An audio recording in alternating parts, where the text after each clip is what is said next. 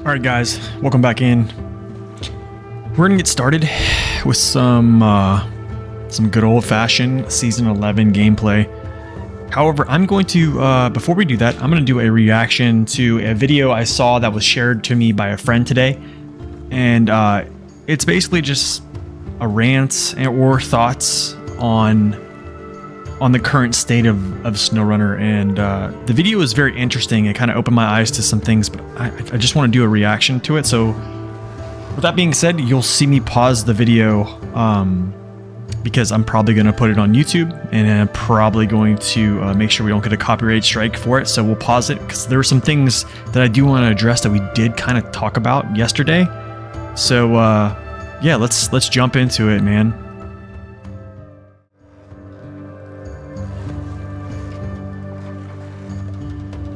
Yo, T-Zan, thank you so much for that raid. Appreciate it. Welcome in, guys. Welcome to the raid. Welcome in, raiders. Glad to see you guys. How was your game? How was your time playing SnowRunner, I take it?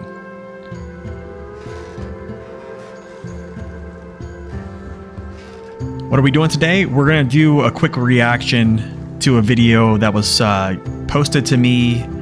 Not posted to me, it was shared with me by a good friend of mine, SD1. You guys probably know him, his videos and such. Posted a video to me today, and I wanted to do a reaction to it because it brings up a lot of good points, and there's some things I would like to add. So we're gonna go through this video. I'm gonna pause a lot and kind of narrate and talk a little bit about what my thoughts are. And yeah, we're gonna jump to that, and then we're going to jump right into some gameplay and finish out scouting. So you guys came at a good time, so we're gonna check out this video. It's actually going to, if you don't really pay much attention to SnowRunner and the progression of it, it's gonna open your eyes to some things. It really did me. But let's see if we can get some stuff done here. All right, let me know if you guys can see this in entirety. I don't have on a matter of sharing. There's someone get a copy of your engine sheet. I can try to think about getting that. All right, so this is a video by Telemenis. I actually enjoy a lot of his content. To be honest, I gotta say the SnowRunner people who create videos on this game, they really are some deep thinkers. So let's get started. I'm gonna play this video, and I'm gonna pause it because there's some things I'm gonna stop and talk about. So let's get started. Hello SnowRunners. I'm going to give you a warning straight away. This video is going to be less positive, so if you're looking for them good vibes, you can tune out. Let's begin. I love SnowRunner, and I fell in love with the franchise when I first played the Spin Tires demo on Steam in 2014. The game had everything I was looking for: chill driving game, off-road vehicles, terrain deformation, sense of adventure. So I did not play Spin Tires or MudRunner at all, so this part I don't have any experience in. When MudRunner released in 2017, I purchased it straight away without any hesitation. I've beaten the game fairly quickly, and I jumped on my second playthrough with my friends. This was the best game I ever played, and I couldn't ask for anything else. But 2020 introduced us with a sequel, SnowRunner. Bigger, better and stronger title in the franchise. Epitome for off-roading games. If you're watching this video, we both love that game. We love how unique the game is and how it's carved its own niche in the gaming industry. So we played through a vanilla game, and shortly after...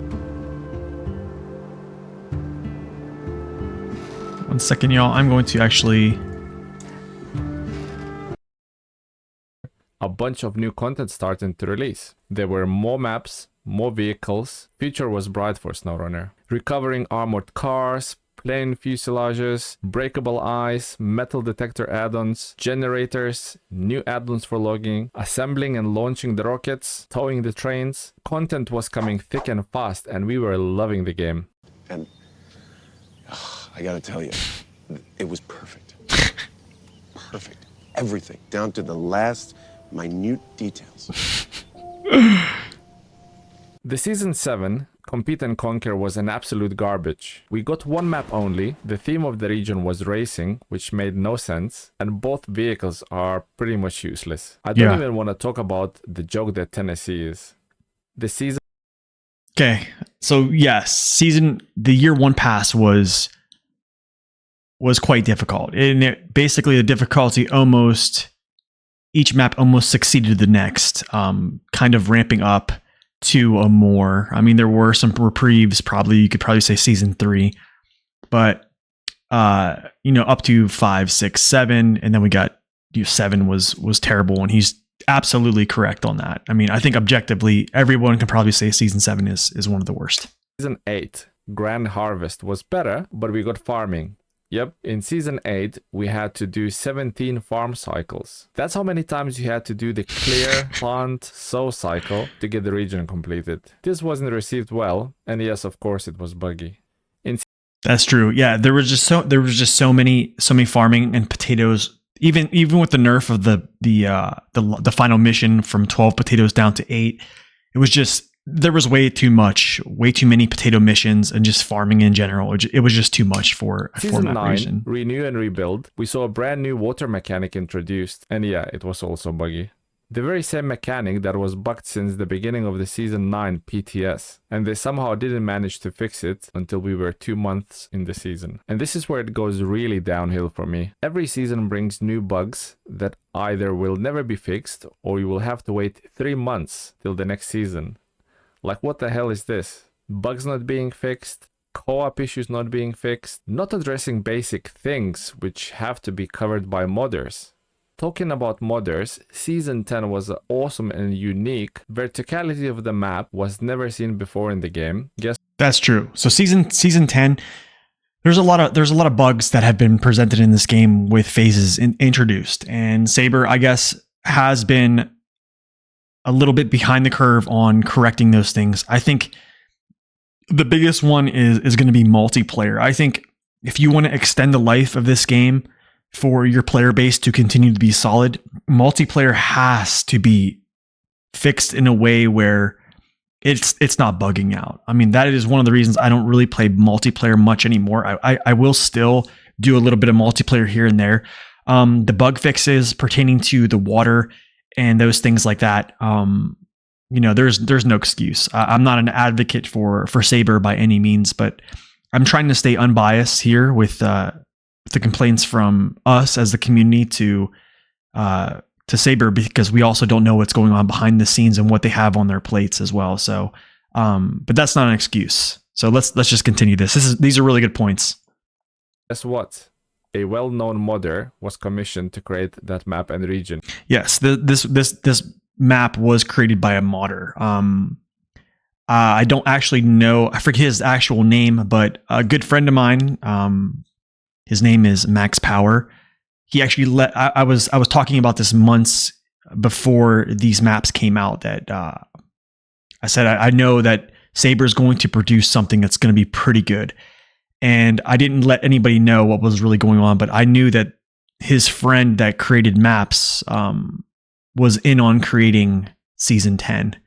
So when Season 10 came out, when I was talking with Max Power, I don't know if this influenced him at all, but I'd kind of mentioned to Max Power, who, if you guys have been following the channel for a long time, has helped me make a lot of videos, helped me do testing, stuff like that. We've actually collaborated to do the mud running tips video. I was telling him, like, hey, if you get a line to drop him, like, I think if you create a region that's similar to a base game region, kind of like straightforward, bring back exploration, I feel like it's going to help and not make it less grindy. And that's literally what was produced. And you guys all know how much I praise Season 10. After its initial release, Saber did nothing for the entire 3 months to fix the bugs that came with that region. Mainly scout trailers stuck in the rocks and a mag defense axle hitbox. Yeah, so the stuck in the box, the trailer stuck, I never really got that bug per se. The Mac defense bug, I wouldn't call it a bug, I would just call it terrain. Its collision model was just off. It was they created two vehicles with, I would say in quotations, realistic collision models. And I've mentioned this before. It's too late in the game to create vehicles with realistic collision models because the terrain is just not going to support them. And we kind of saw that. And now that has been, a whole season later, the Mac finally gets fixed and has a better terrain model, which I have made a video on it, and we have played the Mac. It is amazing. Definitely an S tier truck right now, but I do agree it took way too long for this to be fixed. But I also believe that the community did do a good job of voicing their concerns and being an advocate to the community to actually get this fixed. So they did rectify this. There's that one little factor, and it's timing. Boxes. Modders are doing God's work and shine the shameful light on the devs, because there are some awesome and detailed mods for trucks, add-ons, and trailers, which That's put true. most of the dev-made content to shame. Saber can't even make an add-on that matches the color of the truck. Same copy and paste crane plus flatbed is applied to all the new content, and we rarely get unique add-ons. All of the recent content seems really low effort and lazy. There are also bugs that hasn't been fixed for ages, like steering wheel bug for Logitech G29, multiplayer issues, Xbox crashes, pros don't work, also Microsoft Store version of SnowRunner loses safe progression. So yeah, we get it. Yeah, those are all great things that he just said that need to be rectified. They need to be fixed, and there needs to be some type of explanation of why these are not being fixed. I think just then overall, if you want to be a little bit more transparent and say like, hey, this is the reason we can't get these fixed now, we're working on it. Instead of, just not saying anything at all. I think just at least saying, hey, we understand this is an issue. We're going to work on it. I think what's happening is, and I think he's going to mention this a little bit later, is from a marketing standpoint, pushing out content makes money, generates revenue. So I think that's probably high priority versus fixing all these things to make better quality of life.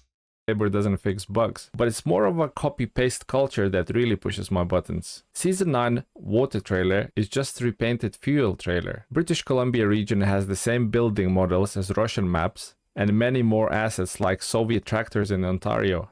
It seems like small things, but it adds to the bigger picture. Season 11 has a plain fuselage to deliver, but it's exactly the same model from Kola Peninsula.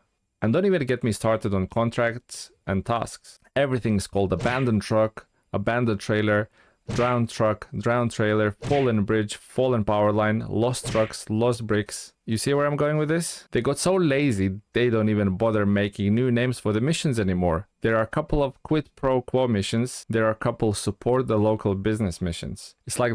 That's true. Okay, so he basically said how they're copy pasting buildings, all these architectures on other maps, and using cargo from other maps and just kind of putting them in new seasons. And I can understand that. And this is kind of where I've been a little bit ignorant to those type of surroundings. Another thing he's probably going to mention soon is the way Scandinavia doesn't feel like Scandinavia. And that's a huge thing that we actually looked at yesterday on stream was a lot of people who have mixed reviews about Scandinavia or bad reviews are saying that Scandinavia doesn't feel like it because the buildings the signs are in English. They don't feel like the architecture is reflective of that region.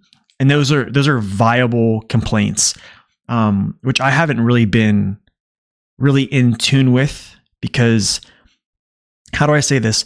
When you play as a player who just wants to enjoy it as an exploration and kind of like moving through it, those things kind of shine out to you, right? The whole immersiveness of it. That is a great thing. But I think ever since I started creating content on SnowRunner, I shifted from, and the way my channel is directed, I shifted from looking at those things to testing terrain, how trucks perform, things like that. And also my mindset is, let's get this done. So I'm not really noticing the repetitive task names, contract names and such. And also, to be honest, like, I don't really care what the contract name is. I think there's like probably 700 contracts in the game, maybe less, maybe more, who knows?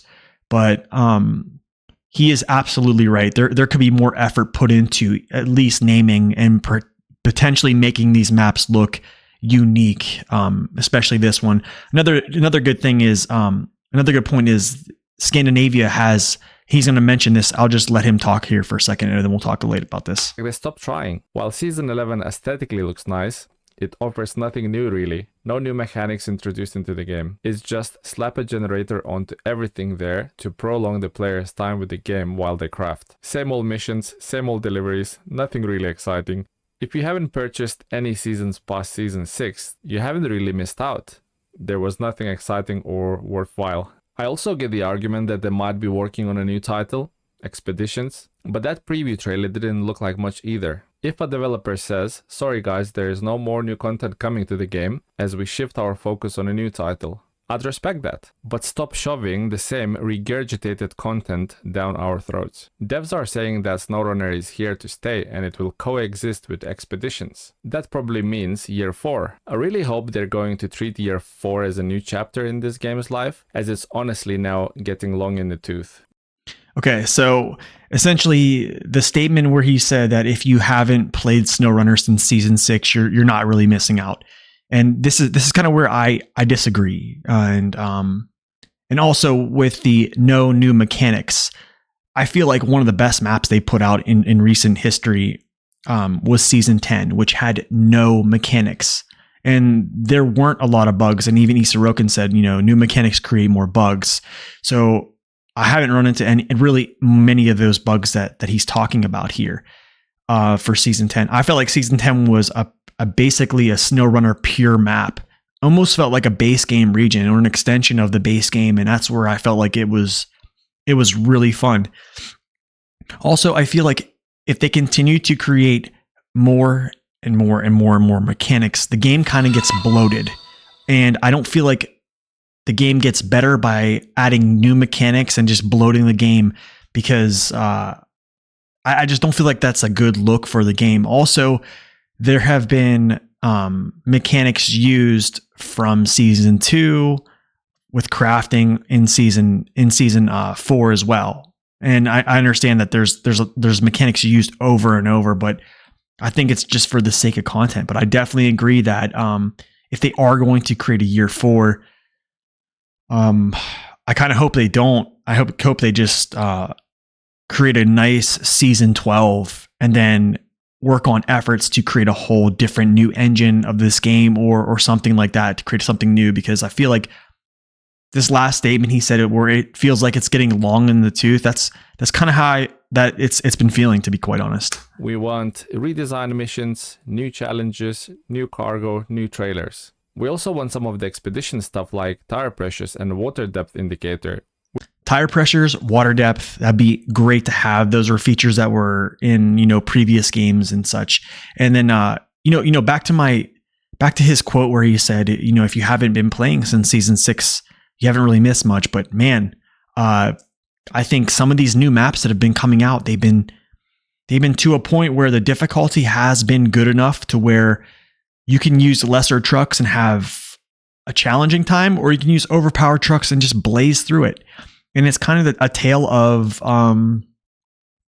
basically whenever we first got Amur, or when we first got actually Kola Peninsula, people were stunned how difficult Kola Peninsula was when it first came out, because I'm looking at things as they come out. Like nowadays, it doesn't seem difficult because we all know the routings and stuff like that. And player base has gotten better because the game has been out 3 years. And we also have our toolbox is just much more equipped to handle stuff like that. And essentially, we can go through that stuff easily.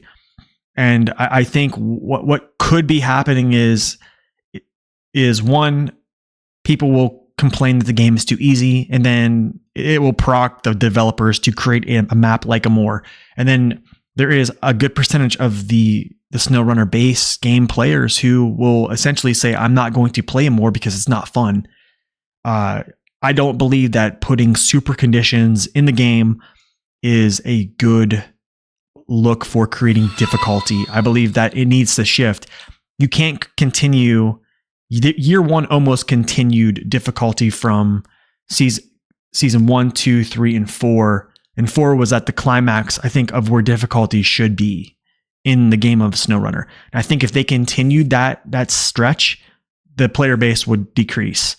I think seasons 8, 9, 10, and 11 have been seasons that are almost continuations of a base game where they're kind of shifting toward a player base can basically complete Michigan, Alaska, Tamir, and then move to either 8, 9, 10, or 11 and be comfortable in that position to complete these regions. Because I mean, it's kind of rough telling a new player like, hey man, I think you should play the base game season 1, 2, 3, 4, 5, 6 until you, and then by that time they play all these regions, 2 or 3 seasons already come out before they even catch up, because this game takes so long. So they're giving new players a chance to jump into new content, and that drives new players to the game. Instead of, if a new player grabs a new map that's super difficult,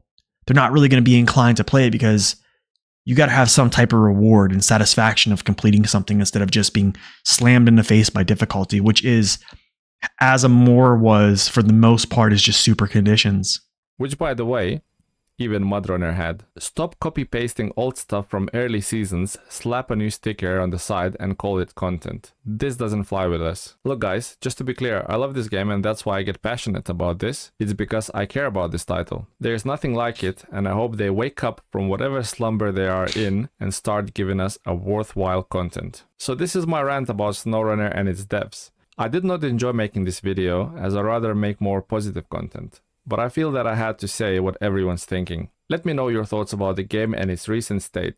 Definitely respect to making a video like this. This is tough because I've made truck reviews where it almost felt like at the tail end when I'm hitting the conclusion that I'm almost not like I'm complaining, but I'm being very critical on how some of these trucks are made. And this is just a different side of the spectrum, because I don't want to say my speciality, but something I concentrate on are just trucks, terrain, and that is essentially it. I don't do like news articles of like SnowRunner news and stuff like that. I rather just push out, hey, how can I help the community play this truck in the best way it can be played? And it's really nice to, and I'm going to say like straight up, I've been ignorant to the fact that a lot of these regions have been copy paste with a lot of the architecture, the signs and stuff like that. And I didn't really notice how important that stuff was to the player base. So good on Telemenace here to highlight this stuff. I think these are really, really good points. I mean, there are only a couple things I disagree on, but I do think that in conclusion, I think Saber is just moving in a direction where they're trying to attract new players and potentially make maps more balanced to be able to use your full plethora of trucks that you have in your garage, and not just the super trucks. I feel like if they come out with a super hard map in this next season 12, most people are just going to use the amazing trucks to get through it all, because it's going to be that difficult. I mean, how many people use the 605R in Amore just to get through Amore? I mean, we definitely heavily leaned upon it, but I think as we get better as players, maps become easier, and I think that's just an objective truth. But anyways, guys, let's jump in here and look at some actual season 11 stuff here. So we're going to turn off the video capture and do a chill stream. All right, let's get started, y'all.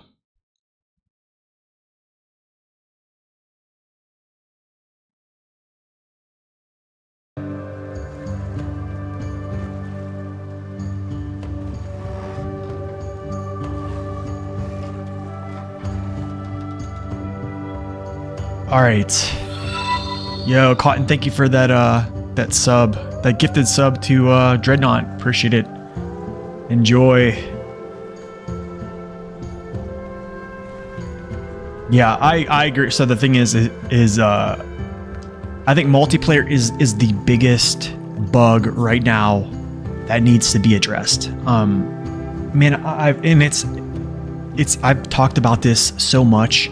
Yo, Leadnor and iDrops, thank you guys so much for that follow, by the way. Welcome in. Wasn't really paying attention to the chat there while I was doing that reaction. So good to have you guys in. Appreciate that.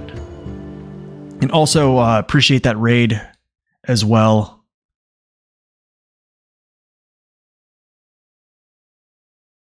Happy offline players, right?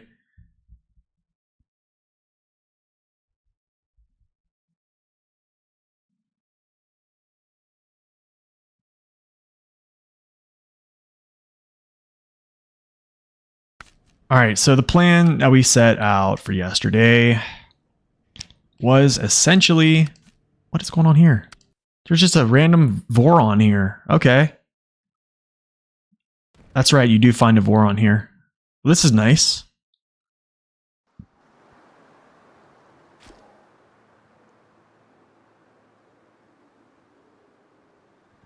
Well, we're just going to recover this.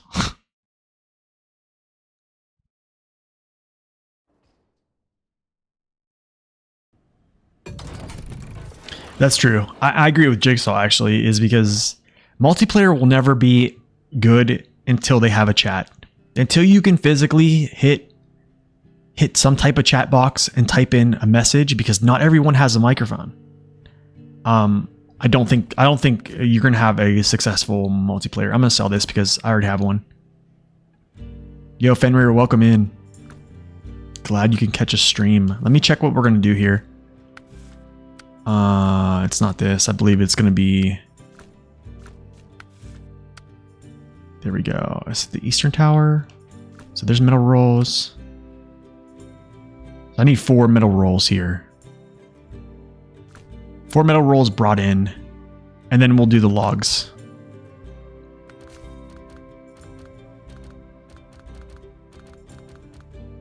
Four metal rolls brought in.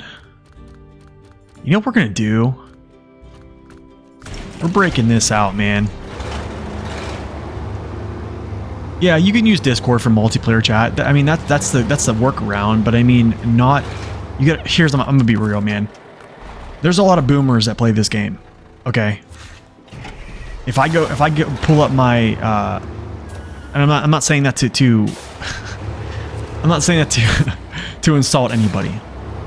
And the word boomers is just meaning that they're the crowd of people that play this game are probably a little bit older than other games, and that's just an objective truth. You know, there's older adults that play this game. Like, you're not talking 18, 19 years old anymore. Those people play games like shoot, I don't even know, man, like Fortnite or something like that. You see what I'm saying?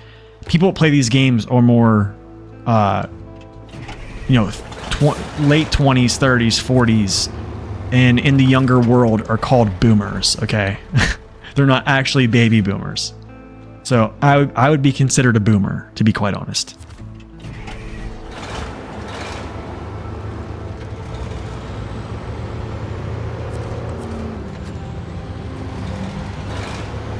Okay, if we need 4, we're gonna get 4.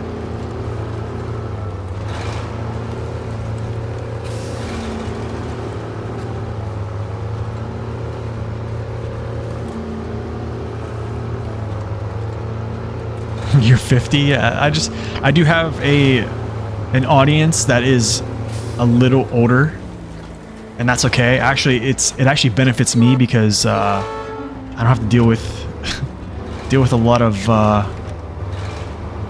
If you ever go to other channels that play with younger folks in them, it can be tough. So I think there's a maturity level here with SnowRunner players that is also enjoyable. Yo, thank you again, Cotton, for that gifted sub. Appreciate it, man.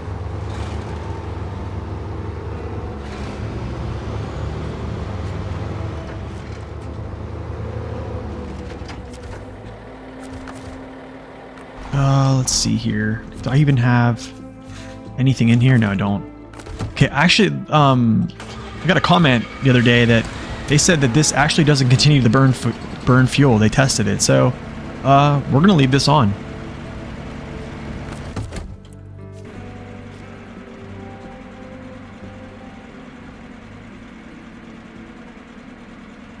Okay, let's go. We need 4 of these, so 1, 2,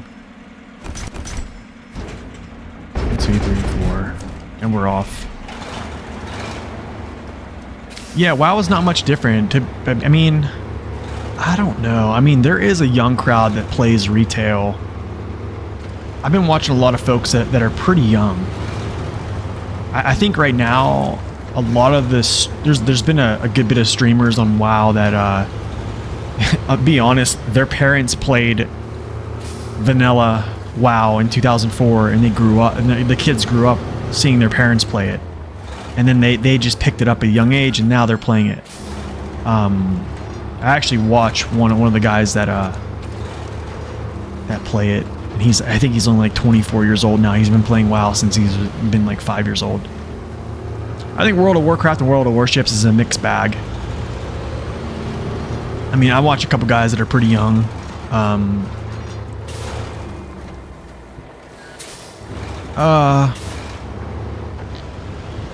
Let's go this way. Gotta get to the gateway. I'll get some gas. Man, World of Warships is in a state. Honestly, to be quite honest, this game is the reason I quit World of Warships. Right here. I was very serious in World of Warships to the point where I was in a pretty good clan and playing pretty competitively at the tail end there, or starting to. And it's odd because I come from a different background, and then this game comes out and it's just like, I just remember sitting in my room and and just chilling playing this game for hours.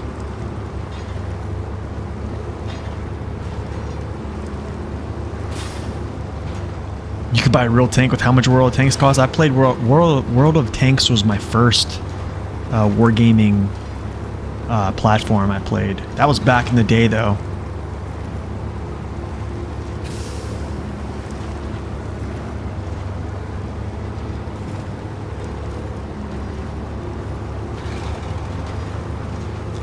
But yeah, like I was saying with that video, I think if you can get past that Saber dropped the ball on making these maps feel very much like the region that they are set in. If you can get past that, I think you will enjoy these new regions much more. But if you can't get past it, I totally understand. For me, I'm just a person. I'm driven to basically just get stuff done, and also, yeah, look at trucks and stuff. So it's a very big eye opener. What's up, Victor? Welcome in. Good to see y'all today.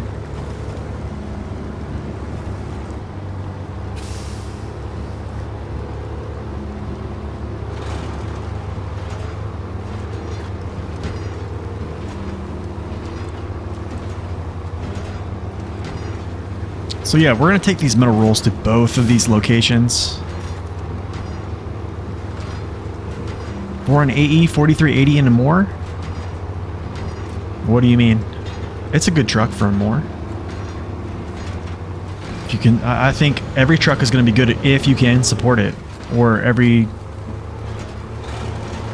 Oh, you're welcome, Scorpy.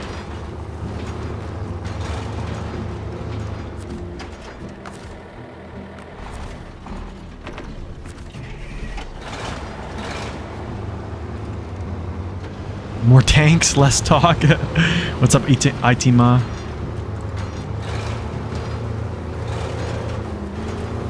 It would be pretty bonkers. It would probably be one of the better off-roaders in the game, to be quite honest, if it had all-wheel drive. just based upon its OHD1 and its current tire codes for that tire.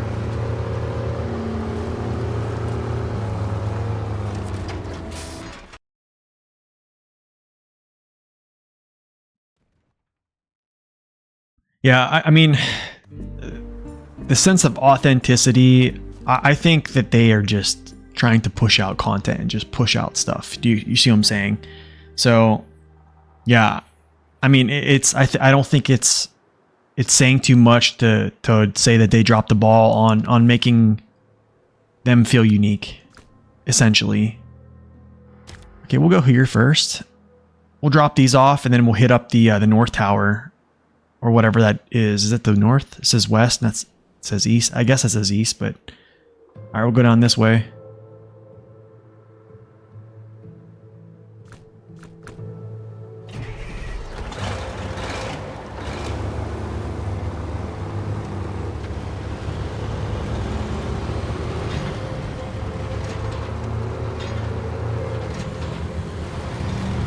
How much? Yeah, okay, cool. I got a full tank here.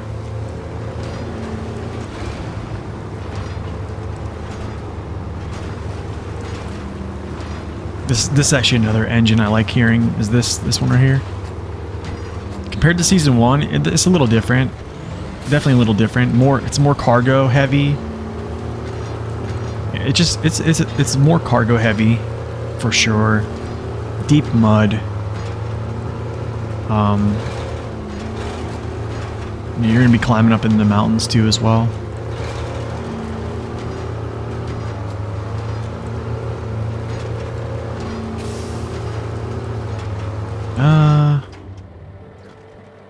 Am I heading in the right direction? I guess I am.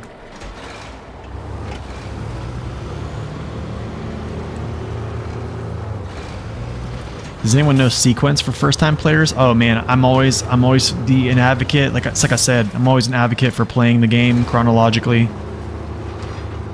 But I totally understand if you want to skip to new content. And I think now is probably the best time to skip to new content. I think the best map to skip to, based upon if you've completed like the base game, would probably be Season 10, just because it doesn't have any like really new features. Am I going the right way? Is this I feel like there's a path here. It feels like it, but alright. Oh, there it is. But yeah, I think by playing chronologically, you're introduced to mechanics every season that are repetitive, or they repeat themselves in new seasons, if that makes sense. Let's go, A&K, baby.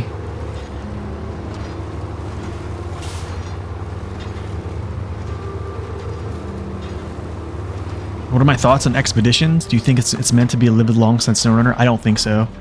I don't think so, to be honest. I think that expeditions right now, for me, it's like I said the other day on stream, I'm the type of guy who, this is my jam right here. Pulling cargo like this is my jam.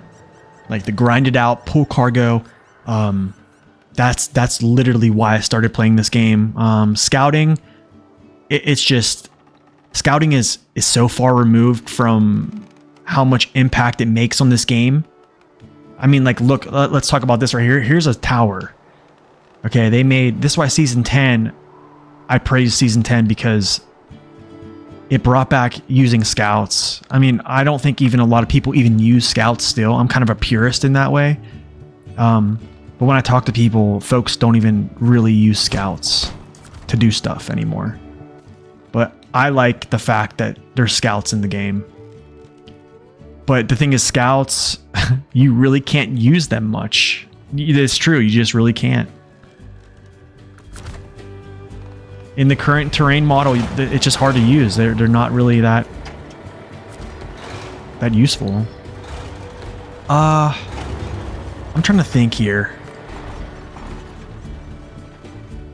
And with expeditions, I mean, it's going to be based on exploration and all that stuff. That sounds cool and all, but I just don't think that's...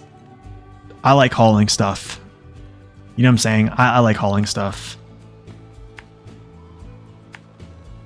we'll go this way. And I think this probably leads up here. This probably leads here. And then I'm going to get across here.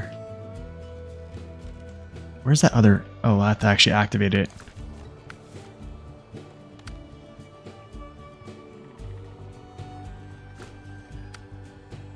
I don't know why this is called... I don't know why this is called the Eastern Tower, when literally this says Northern Watchtower right here when I mouse over this. I have no clue what that's all about, but you know, we'll go with it, I guess.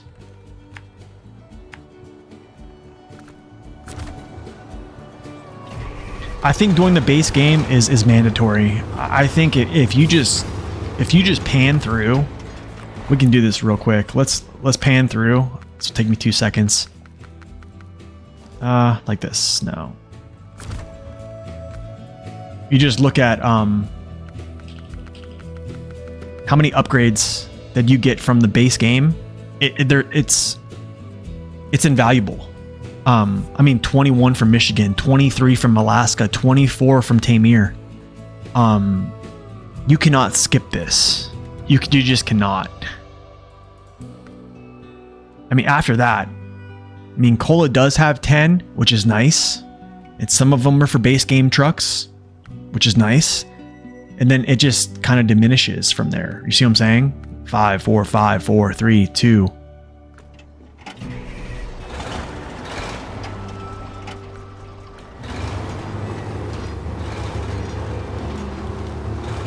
Yeah, removing the stock fender for the Neo Falcon is kind of annoying.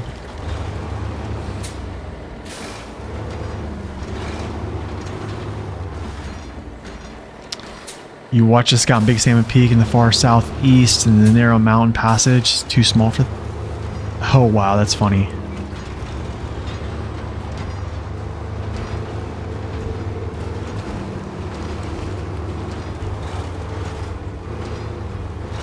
Honestly, like, I really feel that if Saber wants to increase difficulty based upon what the community is saying, you use balance as a difficulty factor instead of terrain depth. I do feel like I have been challenged with balance on these last 2 regions. I feel like that's a much better look. What do I mean by that? I mean by, I don't think it, how do I say this? I don't feel it is challenging for me to hold down my gas button and go through a pit of mud slowly and then get through it, you know, 2 minutes later. I don't feel, yeah, like a tipping risk.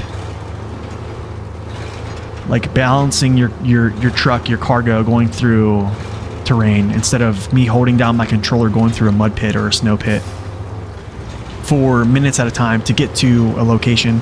That to me doesn't show skill. That doesn't demonstrate difficulty to me anymore. I mean, in it more, to be honest, here's a map that actually did those both. And now we can objectively say it's the hardest in the game, and it's Northern Aegis. This map right here, it implemented deep terrain conditions and also very high risk of overturning your vehicle. I think that if you keep the high risk of overturning with moderate terrain depth, you create a map that is going to be, it's going to feel satisfying getting through the terrain, but it's also going to keep your attention because you're constantly looking at your truck's balance.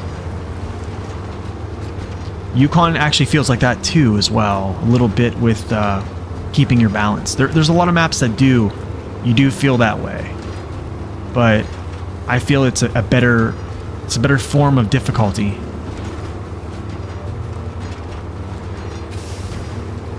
You think this game is meant to be played in low minus? I mean, I think mud pits are an excuse to essentially slow down a player from just completing the game faster. But the thing is, we have enough trucks that can just plow through those pits that let's say Saber throws a new map at us that has the same terrain depth as Amor, or the same terrain depth as, you know, Yukon, and all those areas that have really deep conditions. There's going to be a large percentage of the player base that are just going to pull out the Kenworth, both of the Zix, and the massive heavy trucks, and just, you know, hold down the trigger and go through it, because they all now can do pretty much everything. So they've essentially power crept every other class in the game to where you don't really need to use off-road trucks, heavy-duty trucks, or even highway trucks.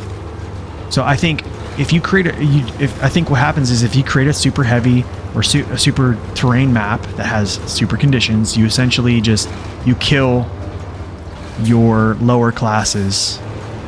I don't say your lower classes, but the classes that aren't as heavy, if that makes sense.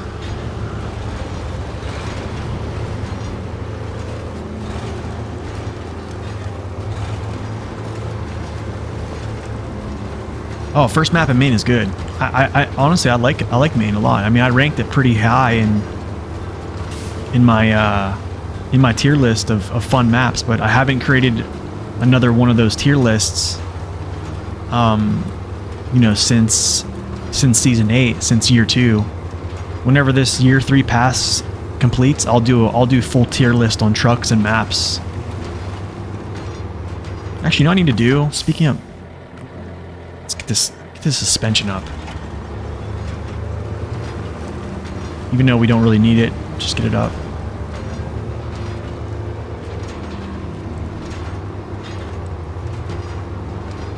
Man, it feels good to use this truck. You guys probably never see me use this truck a lot. It feels really good to use this without having to worry about gas. And speaking of gas, I need to actually start bringing in some fuel tankers. It is so good. Oh, I've had a crane. Could you imagine? Do y'all know the reason they created the civilian? Does everybody know the background of that? Oh, you know what? I went the wrong way. I think I can cut through here, then scoop through. Yeah, let's do that.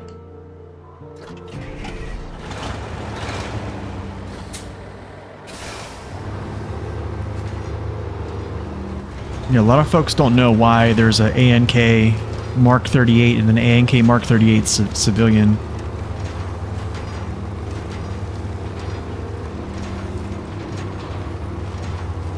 Basically, so to my understanding, what I heard is that they couldn't basically create new add-ons for the Mark 38 because it would just crash the game.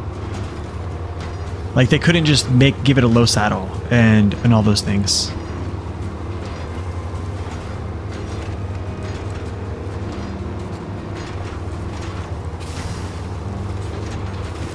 So they basically just chose to create a whole new vehicle.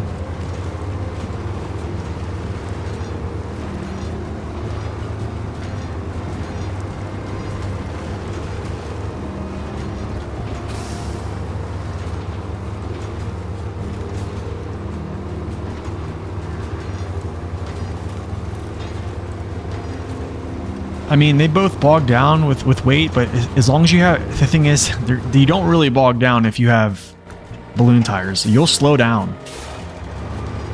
But you'll be able to go through super conditions with the balloon tires on each truck.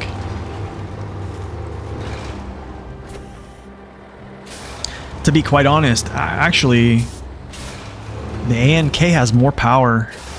The ANK has more power to weight, and it also has more power than both Tegas, actually. Here's the thing, though. These tires don't have as much bite. The Westline V12, yeah. Westline V12 has 210,000 torque, and I forget the name of the Tega's engine is. I should know this off the top of my head, but I don't. You know, I never thought this thing would get caught on trees like this.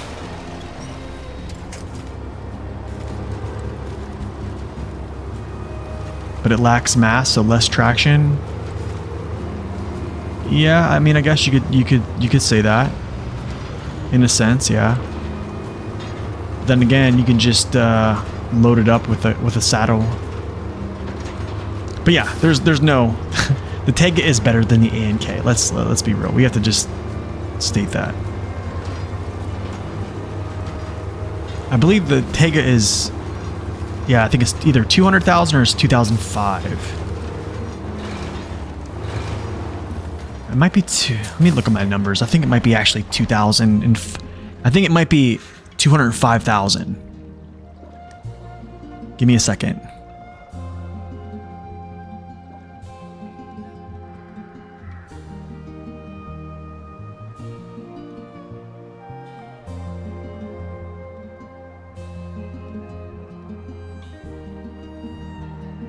No, you're right. The IMZ8 330 Tango is 200,000. That's right. It has 10,000 more. I don't know why I thought 2005.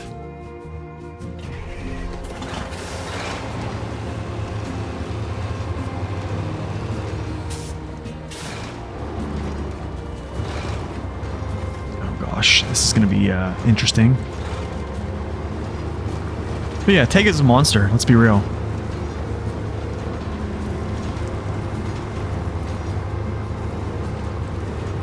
I mean, I think it's pretty safe to say that both of the Tegas are better than this truck here.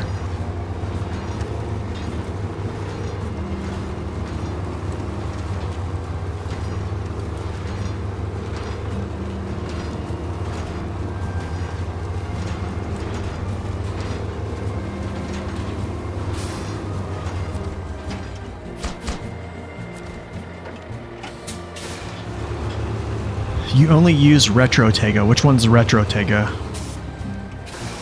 I don't know if I can make this turn. Yeah, I can't make this turn. 6455B.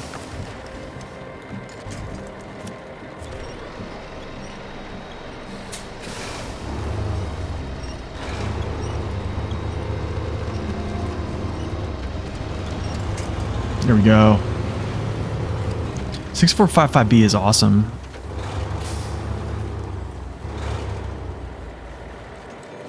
Honestly, there's a good reason why you use a saddle trailer instead of a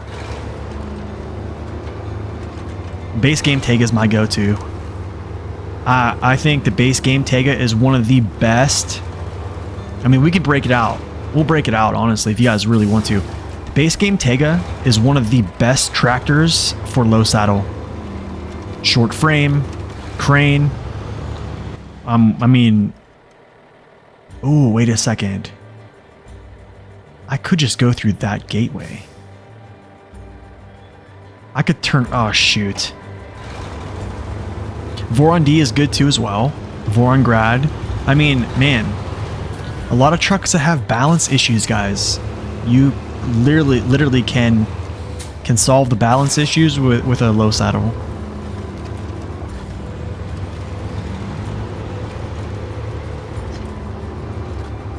I gotta go back this way, and you guys are probably going to see me just catch this end again.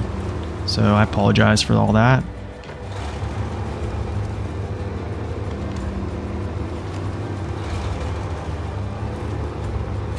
Is it not going to catch? Ooh. That was really surprising. It held on to its balance there.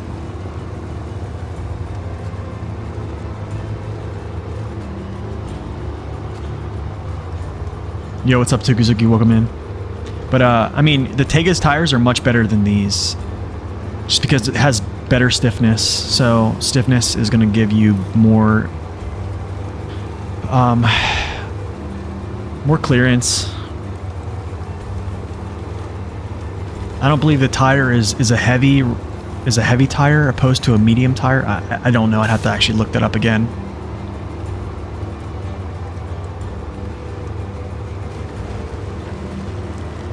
Paystar is good low saddle truck too, honestly. Yeah, the stiffness, I feel like would give you more bite. I mean, realistically, if a tire's stiff, it's going to press in more. If a tire's soft, it's going to kind of like spread out.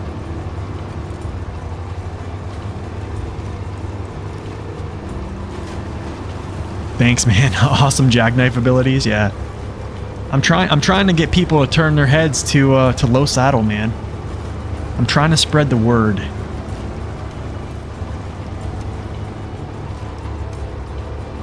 Trying to spread the word. Where am I stuck? Oh, I ran out of fuel. I was wondering, I was like, what's going on here?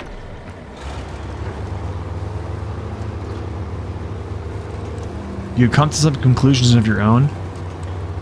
Get some help from Nathan. Nice, man.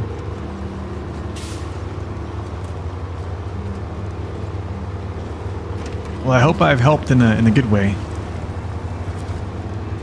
Man, low saddle Azov 6 and the 310 are really nice too.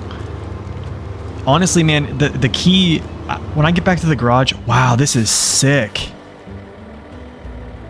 Yo, guys, this is what I'm talking about. Like, these are the things Saber needs to create right here. These are the things. Like switchbacks, things that can upset your balance.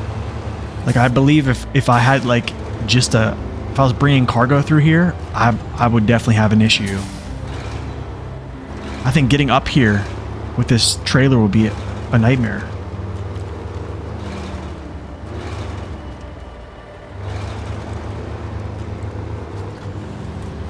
You think the 64131, the 73210 are useless in early game?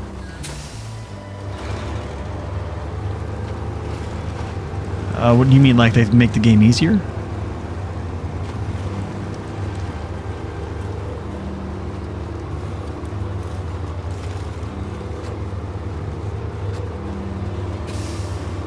Oh, no active suspension. Ooh, yeah. Until more.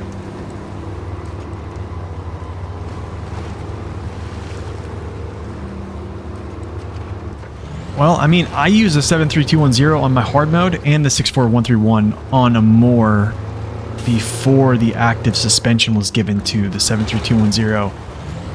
And they stayed pretty relevant, to be honest. I felt good with them. I think it all depends on your playstyle. Without a suspension, it does feel bad. But I can tell you this, guys. Here's the thing. Before it even got the suspension, there was I'm gonna bring this back to the garage.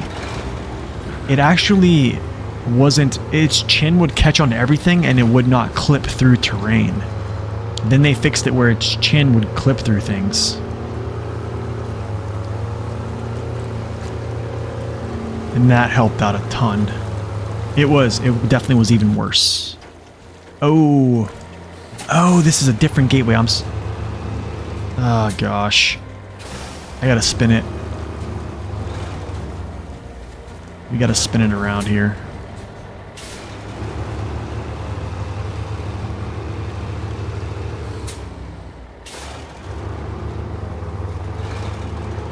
You're kind of spoiled by the 6436 and the 4380, yeah. I mean, we all are. We're all spoiled by those.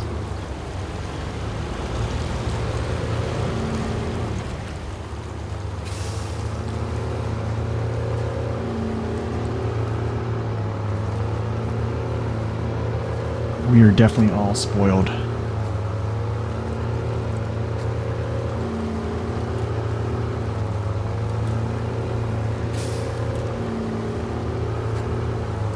Whoa!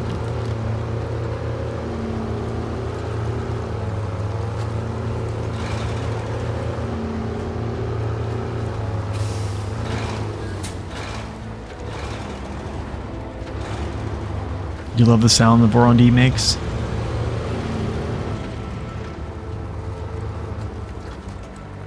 Yeah, man. I believe it. I believe it.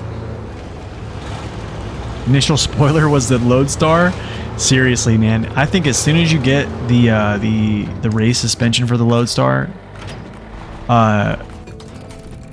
insane. Okay, so check this out.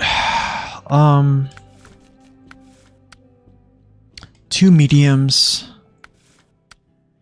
1 long.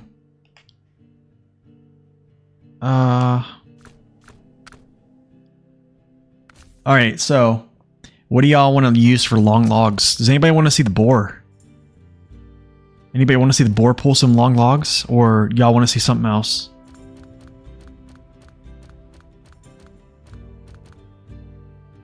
Not the boar?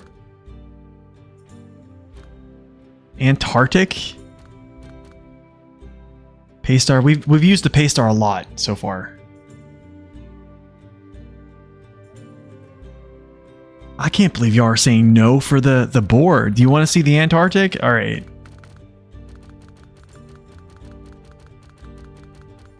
The Azov Antarctic. Oh my goodness.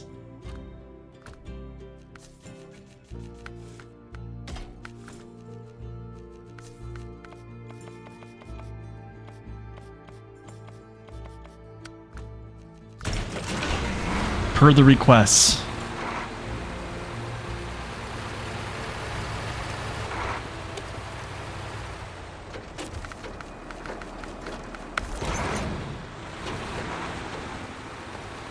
You are welcome. I feel like... Ooh, okay. Just gotta get used to the... It's articulated. But that's fine. We'll get used to it.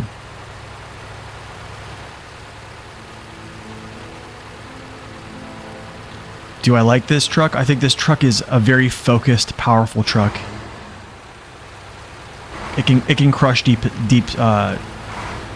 conditions. Like, I don't say like no other, but it can run with the best of them in deep conditions. It's pretty darn good, especially with diff lock engaged.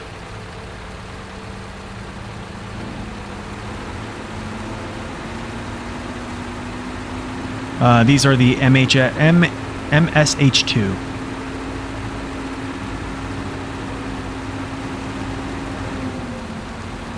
But yeah, in deep conditions, this truck is incredible. It's incredible.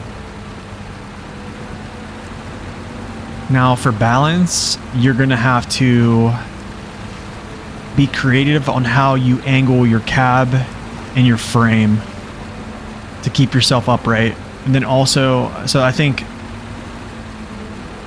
actually having these logs on here, and it's going to be basically like simulate having a saddle. I might be able to lean upon them a little bit with balance, so that'll be interesting. I believe it can, yeah. I feel like if its articulated steering had more power. I feel like sometimes I don't have power enough to like turn it. It just doesn't feel like it has power to turn, especially when it's like in thick. Like the 745C, even when it's in the thick, I can turn its head.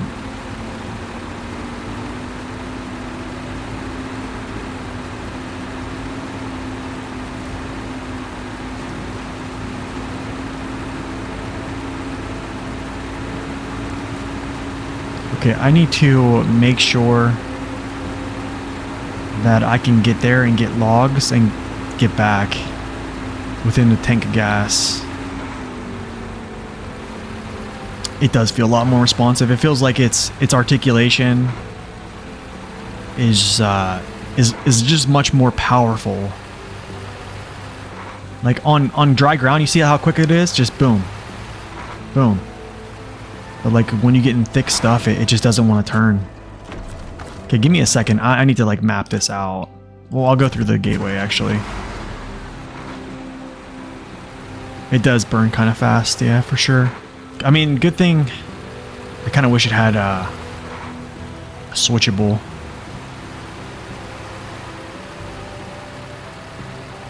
I think if you're gonna make a truck have any type of switchable feature, you might as well just have it all switchable.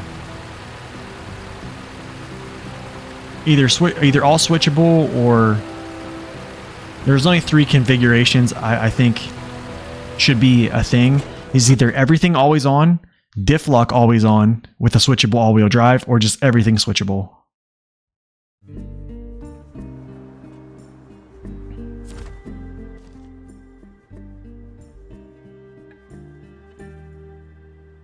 All right. Okay, so I take it we have to go. Well, that's not the long station I want to go to, I think. No, it's a different one. That's medium logs. This is long logs. Oh. This is actually not even that bad, y'all. I think getting up that hill is going to be interesting, though.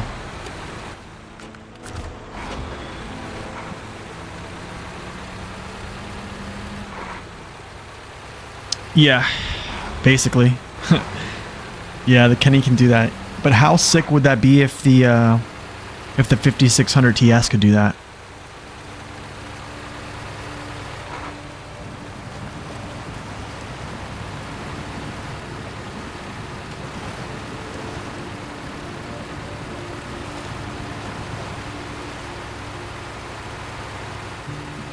Yeah, I'm sad that it can't either.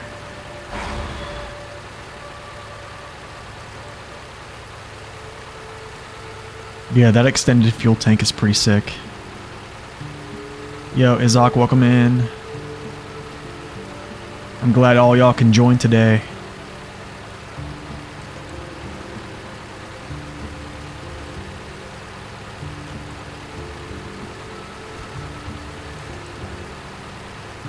So here's the thing.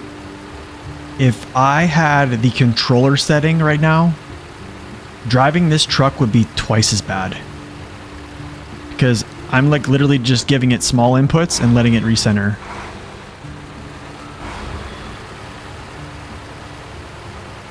I'm doing well, man. How are you?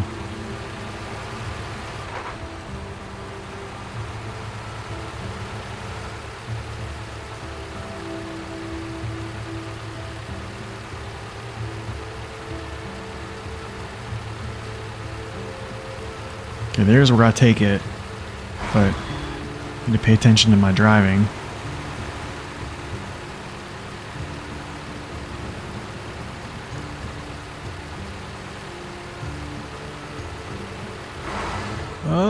Alright, I guess this is the...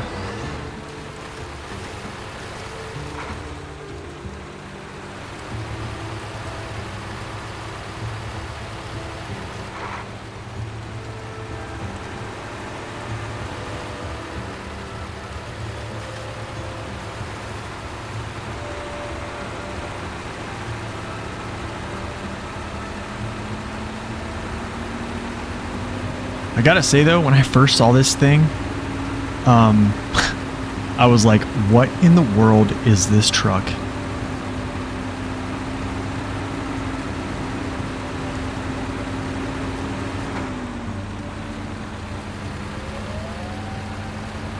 And that's one vehicle you don't own anymore? Yeah, I own one of each. I always keep one of each. Yo, Maker coming in with the raid. What is going on, man? Welcome in. What were you playing?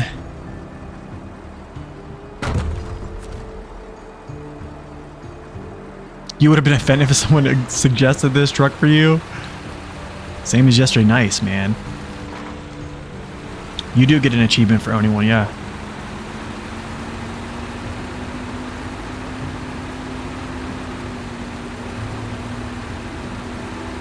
You know what? Do y'all... Okay, a question for y'all. I don't have a Discord. I do have a Discord name, but I don't have a Discord server. I think we're going to take this way up. It's a little bit longer than this route. This is really not much, so I think what we'll do is we'll do it like this. We'll take this back way. Yeah. Have a little bit of off-roading instead of just hitting the pavement, you know what I'm saying? What am I working on today? I'm working on getting all these towers unlocked right now because they require cargo. A Quora? No, I don't have that either. Just a YouTube, a Twitch, and that's it. Let's just diff this up. Gotta get the head turned. It's just taking forever. Oh, you're making your way to the burlap? Nice. That scout playthrough is about to have a nice little upgrade pretty soon.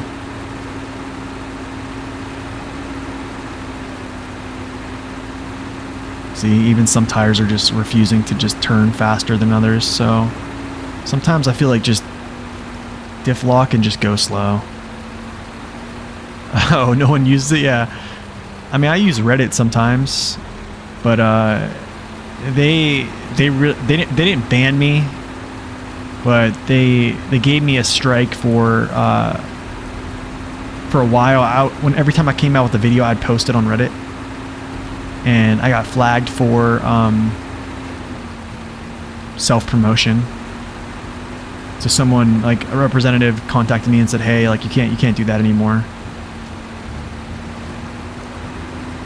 So I don't know. I don't really post too much on Reddit because I feel like if someone like, how do I say this? Everyone has their own 2 cents on Reddit, and arguing with people on an internet thread is not necessarily something I want to do.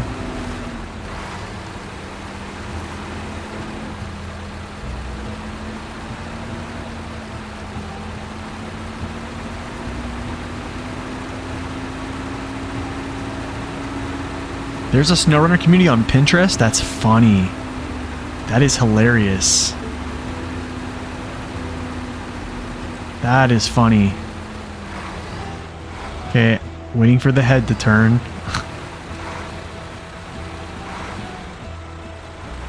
That's why I do it in Twitch chat.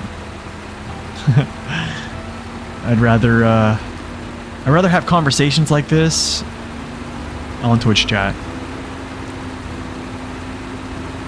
Because on Twitch chat, if I have any type of data to back up a claim, I'll just pull it.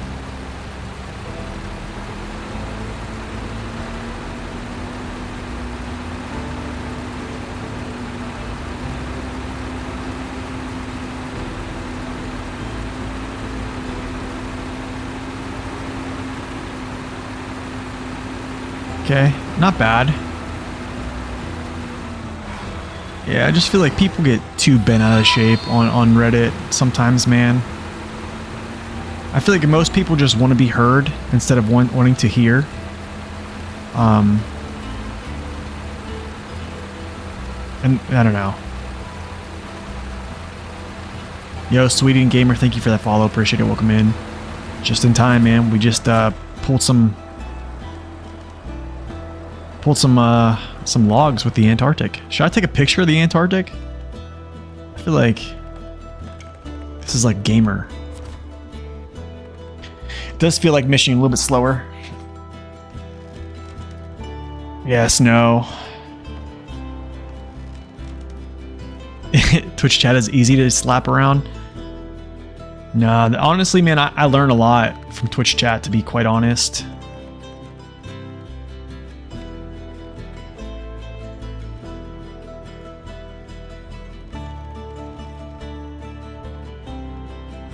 I do learn a lot from Twitch chat.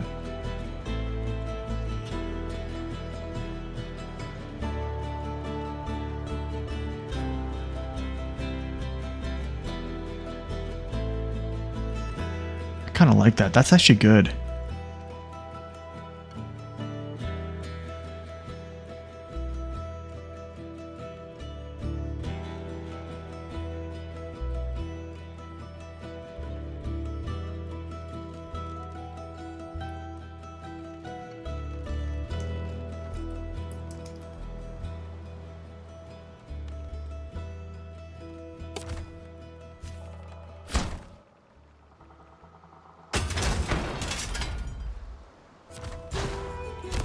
Nice, watchtower's built. Alright, here's the favorite part.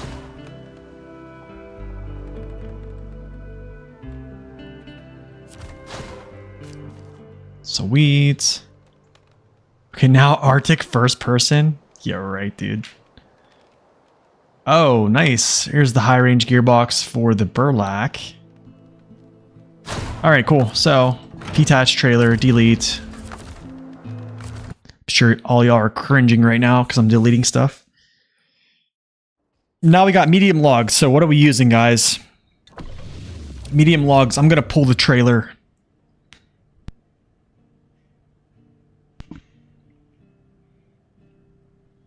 Yeah, I know some folks are cringing. But we have 1.9 million. I mean, what else I need?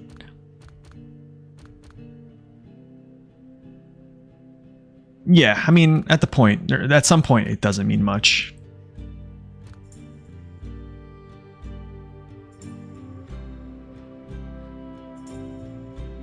Nice, man.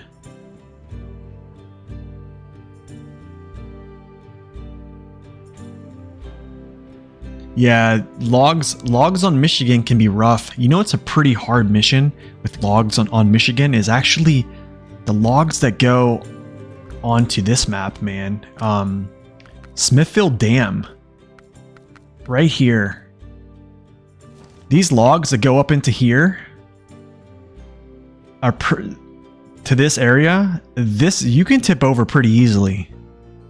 Can the Mac do medium logs? I think the Mac, I don't think it can. I'll check. I believe the Mac, I think it can do shorties, but I don't think it can do. Yeah, it's shorties. Yeah, only shorties on the Mac. All right, so I'm trying to think here. Medium logs.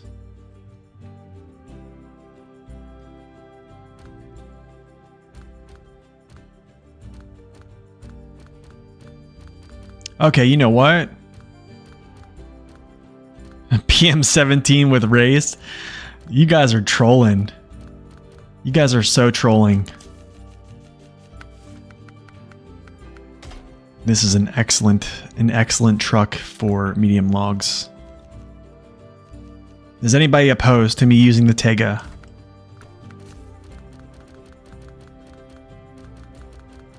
F750 with trailer? That'd be too rough.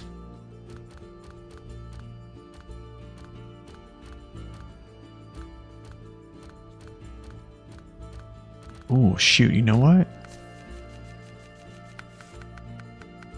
Oh, man. 114 SD?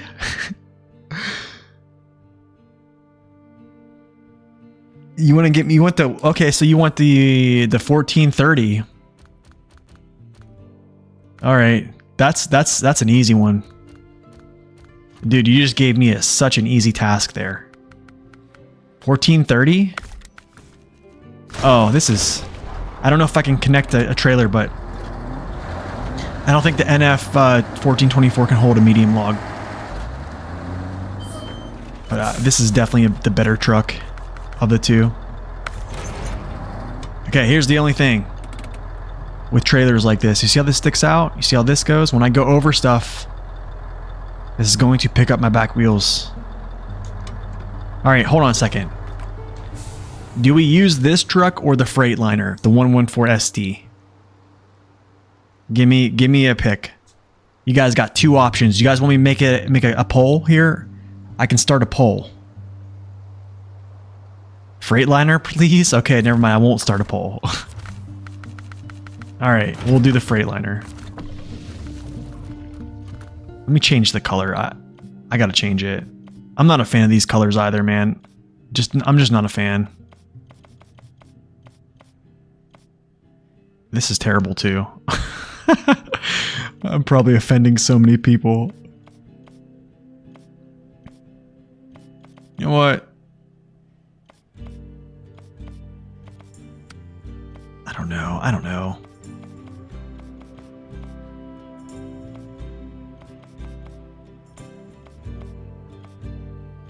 Whatever, we'll use this.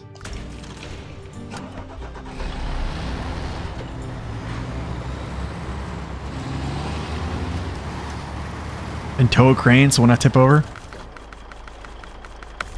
Alright, let's do it. Okay, yeah, let's do it. I'm gonna say this is probably gonna have some issues with power, but we're gonna give it a shot. Maybe not. I think it only has like 145k torque, I believe. I think that's the number. I love this truck though. Actually, this is I really do love this truck. All right, Gotchan, thank you for stopping in, man.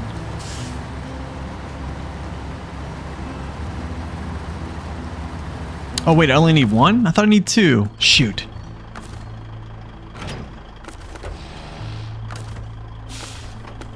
Ah. Okay, I guess I only need... My bad. I only need one. I don't know why I thought I needed two. Yeah, the Fleet Star is a fun challenge. Yeah, that's for sure.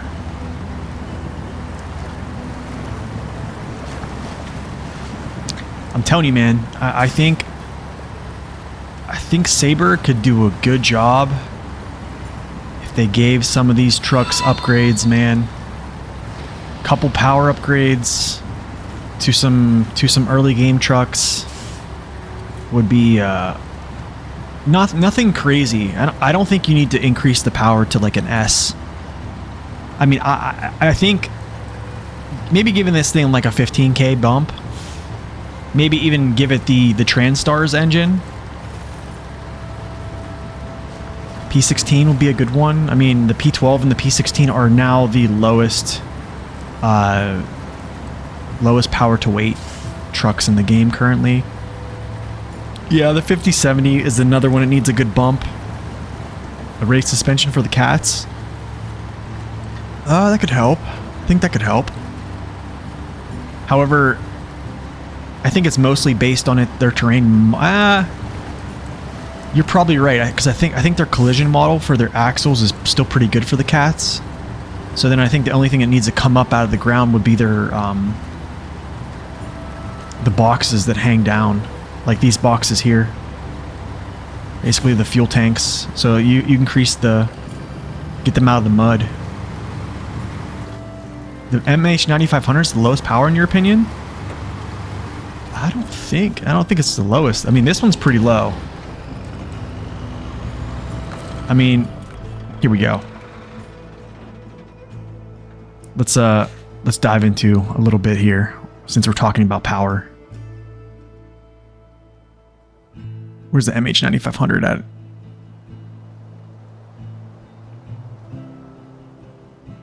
MH9500 has 20 power to weight with a 140k torque. Is here's the thing. People want to use this engine. Actually, I need to change this, to be quite honest, because this is not the max engine. This engine for the MH9500 is more durable, but the SI 6V is the other engine, the second engine. It's not as durable, but you have 5,000 more torque. That makes sense.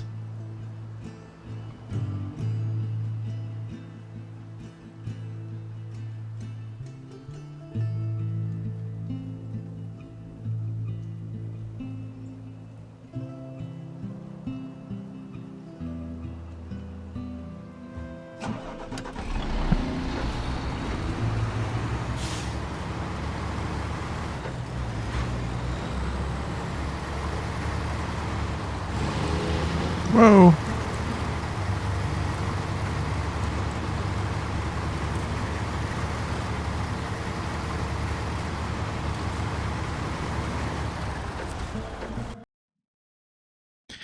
So yeah, if you're using the MH9500 and you want more durability for your engine, use the last one, but you're also going to chew up a lot more fuel as well. But if you use a second engine, you won't have as much durability, but you'll have increased power and better fuel consumption. Let's see. Guardians. Okay, so I guess the best route is just through here.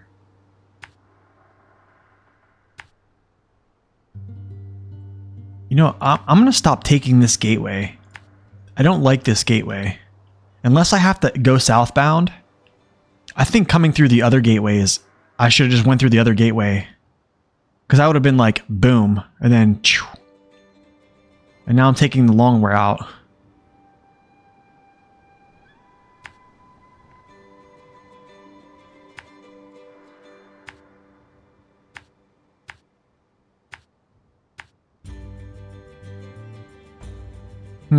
Do we take the switchbacks? I haven't taken this route yet. I kind of want to take this route. There's a bridge there too, so that could be interesting. This seems interesting. Yeah. Honestly, Dirt, its ground clearance isn't... It's bad. I'm gonna say it's bad. But it was a lot better than where the Mac was previously. Which is not saying much. But yeah. I think it's also dependent on its collision model. I mean, if you want, we can take a look at its collision model.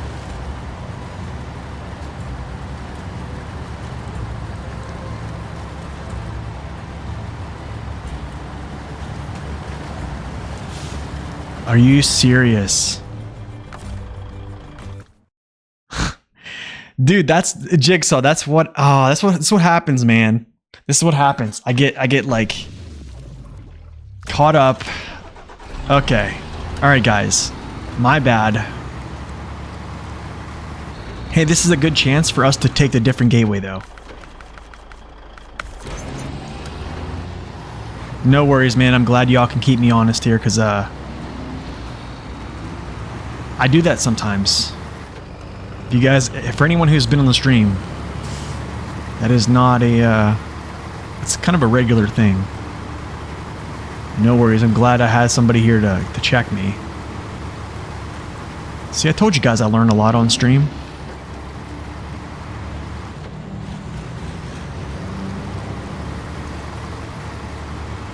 This is going to be a very interesting pool.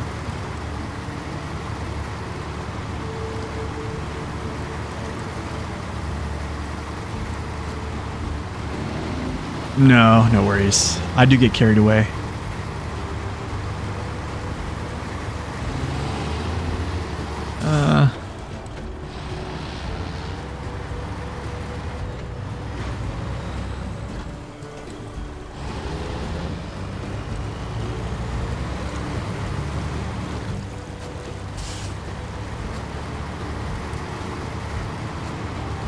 Oh, absolutely.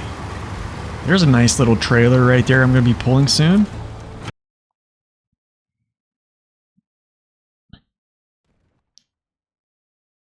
You know, I do think I'd like to say if there's like a final trailer that is let's say if there's a final trailer that's a special mission trailer, like I'm going to try to save it for the last mission, and it might be pulled with the P16.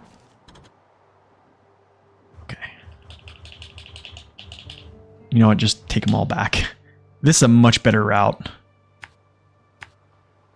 And then we go back here, up here, across this bridge, up into the mountains, over, and then, yeah.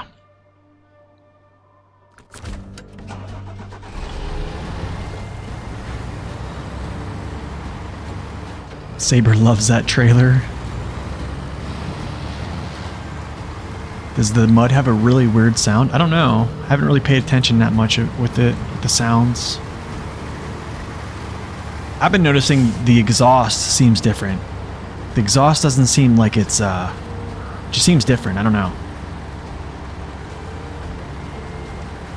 Oh, really? Several giant missions? Oh, okay, so I can't close it out because there are probably requirements of other missions. Okay.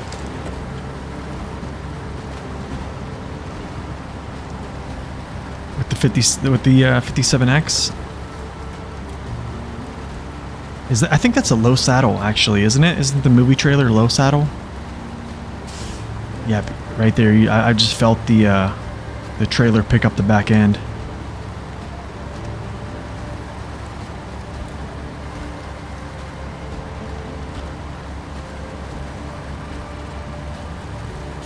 What do you mean, no way I can do that? The 57X? Is that mission that hard? Alright, let's spin around.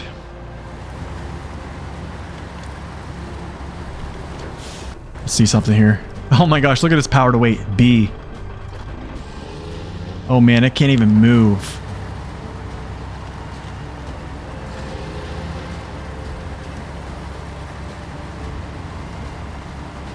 Oh my goodness. So here's what's gonna have to happen is when I get going up this hill, I'm probably gonna have to keep my momentum.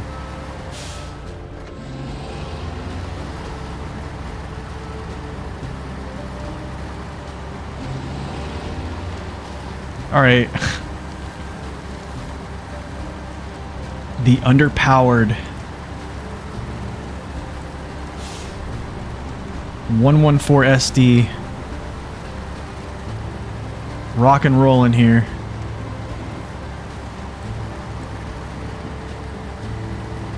Oh, that seems like a blast.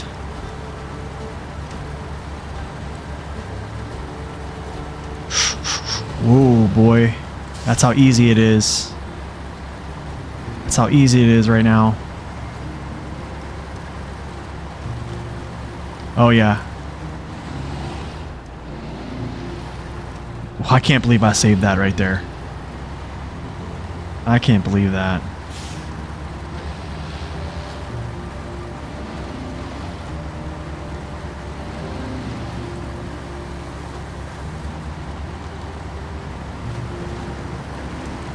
This is going to take some time. Honestly, this is going to be hard. Y'all might see me just spill it here. This might be a spill.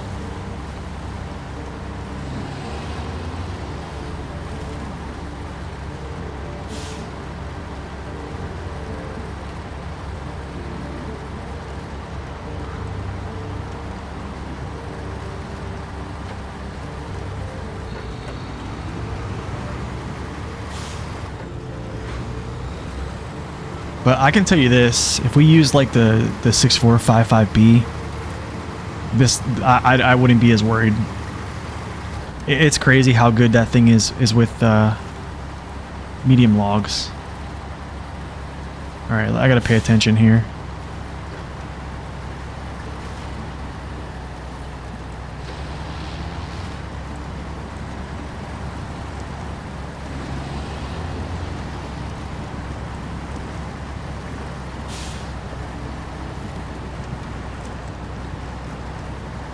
Is the fine-tuned gearbox actually fine-tuned gearbox, just more detailed?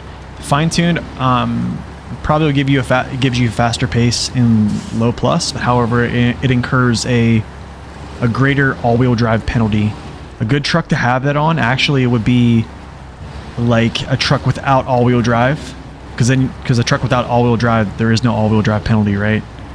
That's a good one for it.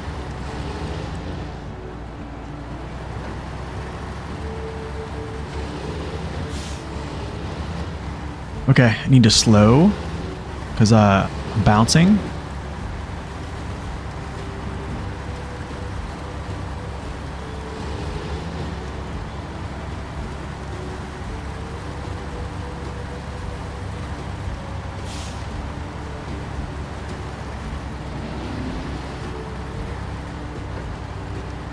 Yeah, we're going to go slow here.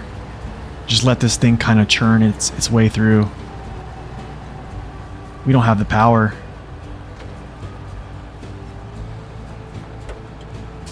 We don't even have the power. My goodness. All right, let's try this.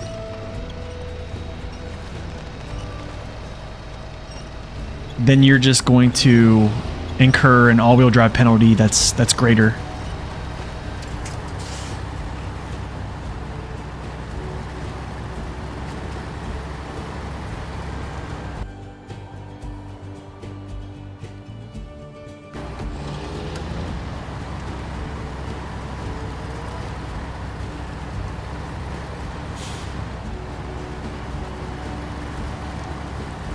I just think it got caught. Yeah, it's getting caught on these boulders, and it can't pull the trailer over these boulders whenever it clicks. You see it? That's what literally what's happening. Okay, I'm gonna explain this all-wheel drive penalty thing. Give me a second.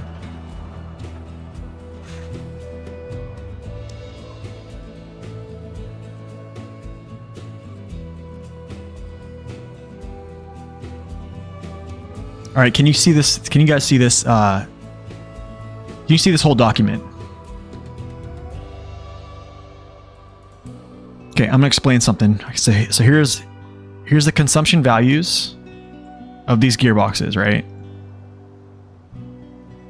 Here's the consumption values of these gearboxes. Here's the all-wheel drive penalty. What I mean by all-wheel drive penalty is when you have all-wheel drive engaged, it means you're increasing your fuel consumption, or you're decreasing your efficiency. You're using 30% more fuel. 30, 40%. Fine-tune is 60%. With its base is higher than all of these. So, but the thing is, if you use a fine-tune on a truck that has rear-wheel drive only, you're not incurring this penalty at all. You're just incurring the base. It's going to be this all the time. That's essentially what I mean. No, I didn't create this spreadsheet. So that essentially is what it is. Some vehicles don't have any all-wheel drive penalty. Like some don't. Like the Advanced Special has none. The Multipurpose, none. And then like some of these trucks have Specialized, has none. So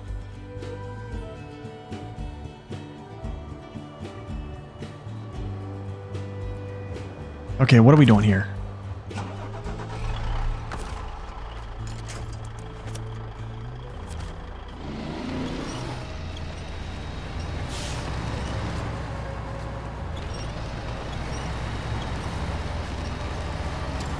Let's go.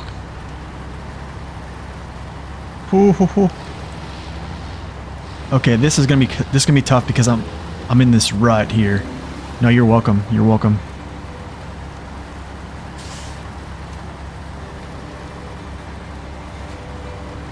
All-wheel drive, yes.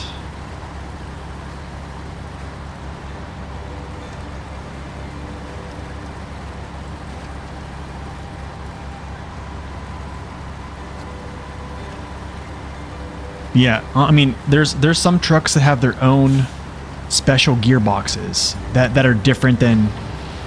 Okay, this is gonna be tricky here, guys, because I think I need to dodge this. Oh my goodness.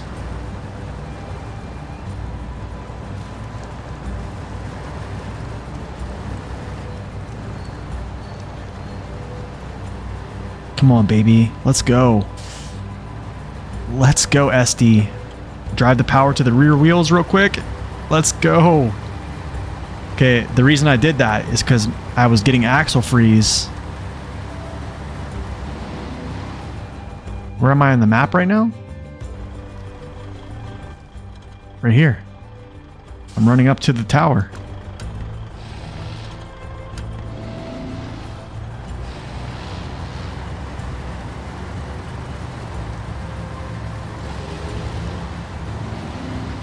Alright, let's get some speed. This is a good run. This is a really good run right here. This was pretty difficult.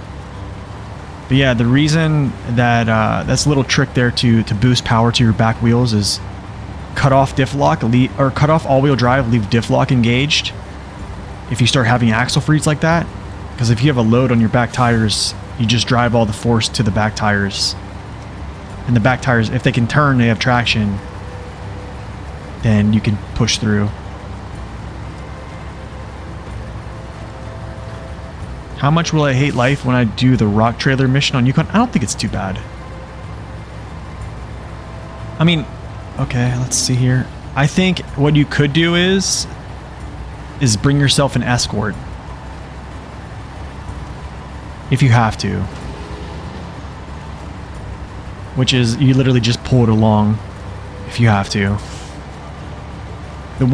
Actually the one you're gonna have to probably escort it, to be honest.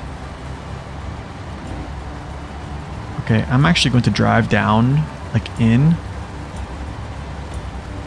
Oh shoot, you know what, this is gonna be rough. Oh, buddy.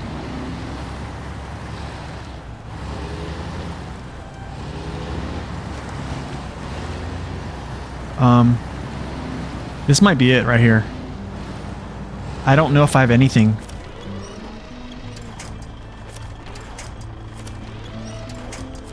Okay, I do. Alright, we're good. That's a long rope. That's a long rope.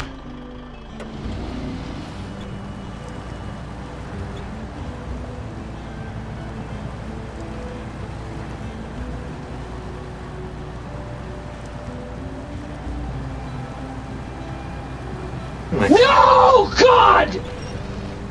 No, God, please, no! No! No! Alright, see if I can crawl through. I can't go really any much farther forward by holding that.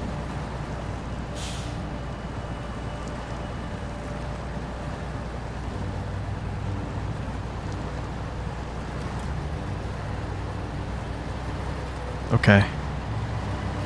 I think we might be good here.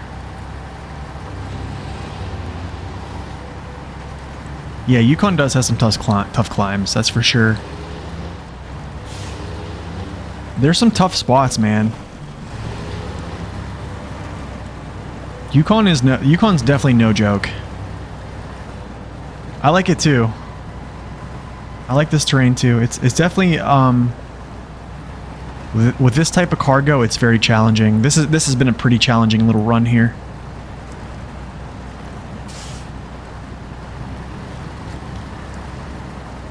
This is pretty this has been very tough, actually.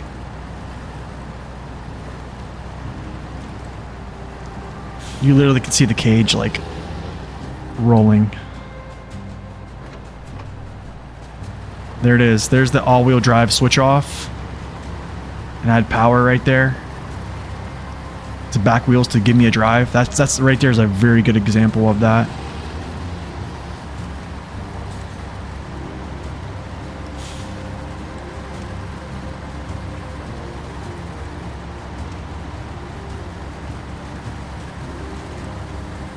Okay, don't want to hit this.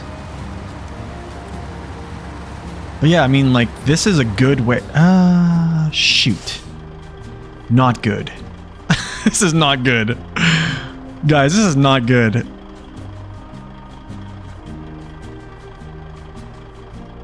This is not good.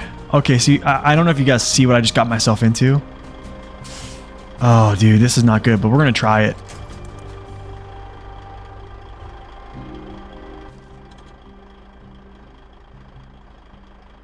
Yeah, this is the thing, you can't reverse this. I think that, so the only...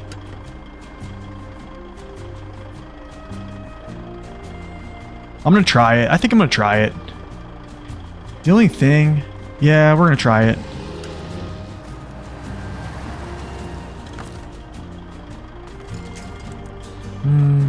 Is this a... Let me see if this is a solid object. It is. Okay. Yep.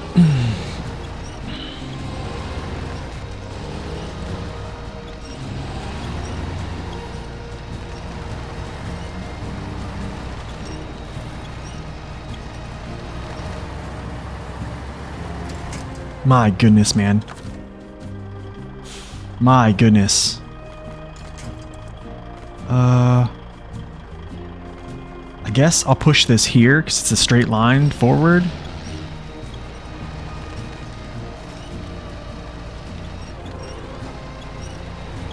There we go.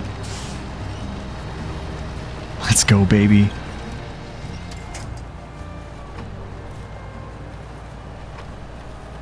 Okay. Now we push this here.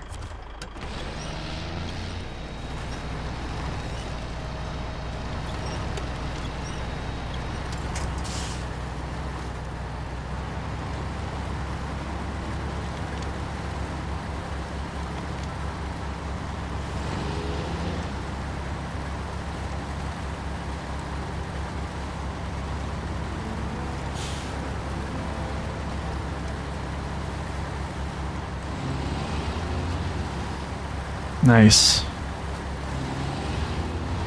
Look at that. I mean, you guys were some naysayers. No, I was too. I was too. That was crazy. That was crazy. Oh my goodness. Okay, so we have the watchtowers built. Alright, this is my favorite part. I love these parts right here. This is my stuff.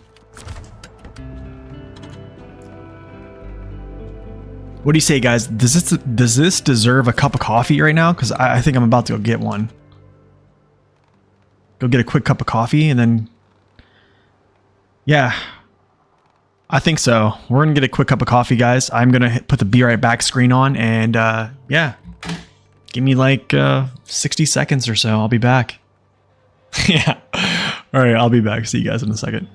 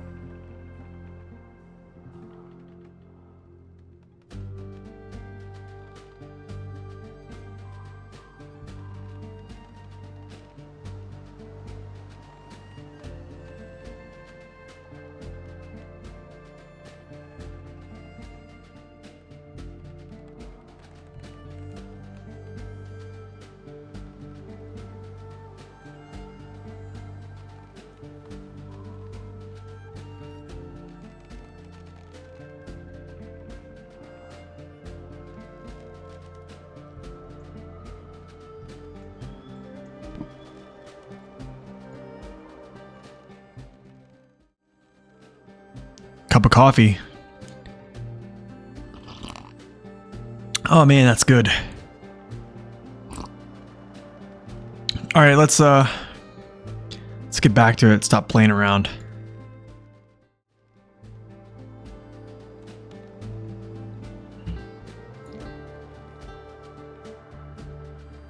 All right. It is refreshing, man. I buy my coffee from Hawaii, actually. When I was stationed there, I would go to this coffee shop, and they had the best coffee ever. I think they grow it there, grow it and roast it there. So I mean, it's the smoothest coffee I've ever had. All right, so here's the thing, y'all. This is what I want to do. I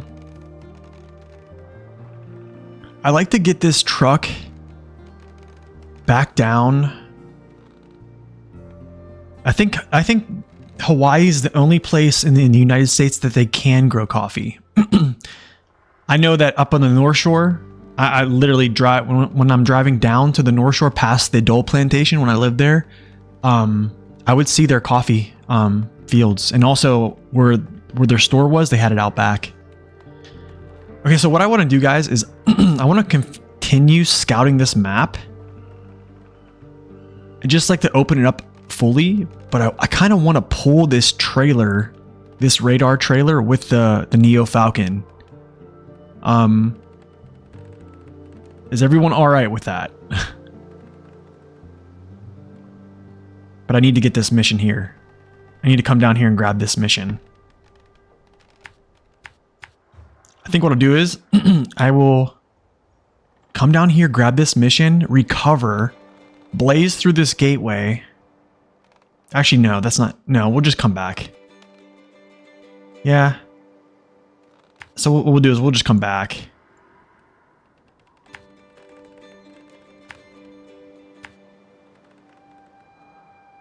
I need to get over to the southern bridge. Get this at least touched so I can track it. All right, cool. Do I have enough gas? Hopefully I have enough gas. Let's see. I don't know if there's a trailer store on this map, actually. But I know there's a scout trailer right here. I don't know if I want to mess with that, or I could probably reposition it. No trailer store support. And no garage. So that makes things interesting, actually. So essentially all your support has to come through the gateway. Which isn't really a bad thing. Isn't too bad because you can get to the gateway within, like, I don't know what. I guess a minute's time from the garage. You know, via a paved road. Or both. Yeah, actually, you can get to both gateways in pretty much a minute's time, or a little over a minute's time. Okay, so there's some fuel that's dotted around. That's good. That's good news.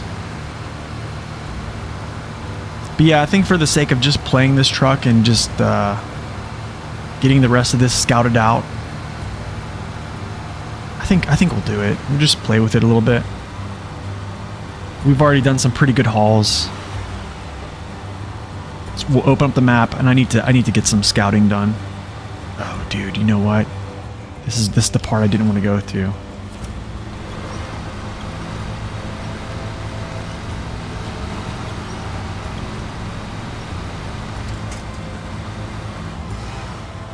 Yeah, I don't know. I don't know why that is. You know what I kind of wish they would have done is allow you to put that spare tire if you can't use it on the back. Just let me put it in the trunk. I mean, that's pretty good balance right there, actually. Yeah, just let me put it in the trunk.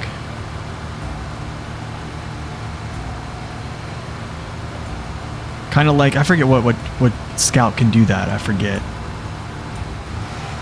Oh, that's right. I need to go this way.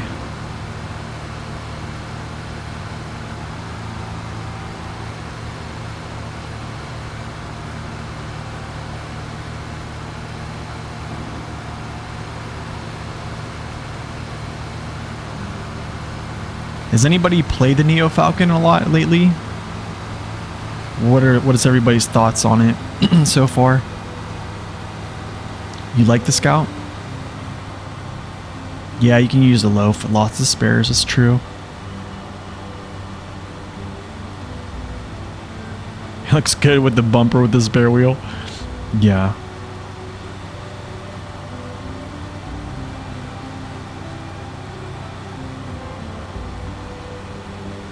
Is it the Scout 800? The Scout.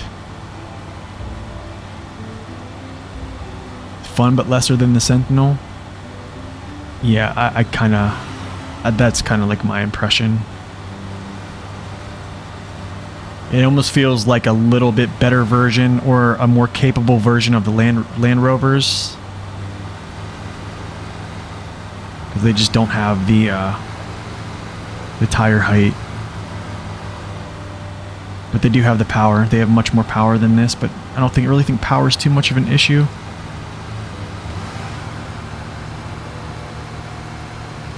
But it's weird. With its weight characteristics, it actually has a lot of weight in its cab. Which is kind of surprising. But it doesn't... I don't think it just tips over like you would think.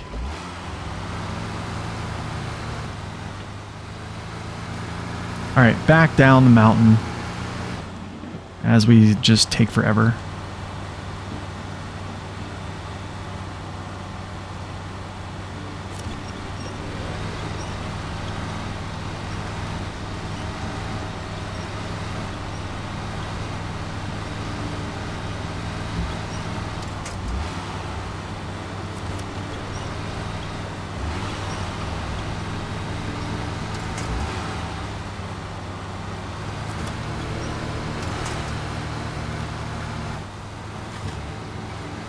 Yeah, like right there, I probably could have tipped over.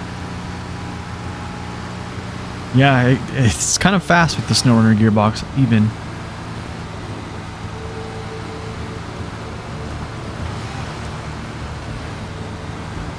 Like right there, I could have tipped.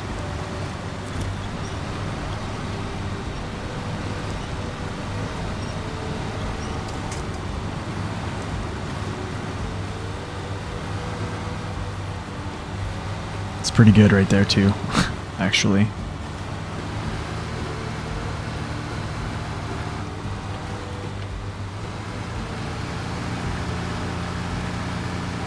It's definitely squirrely. It definitely feels squirrely, like the, very much so like the 4x4.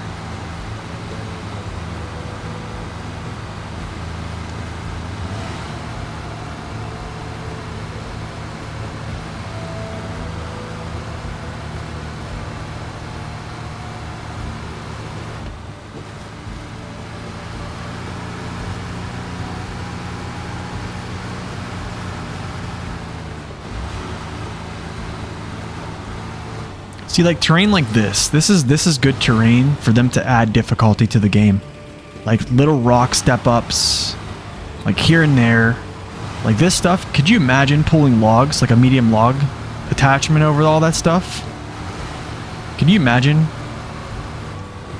That would be really, that's really hard. That's another good way to pose difficulty.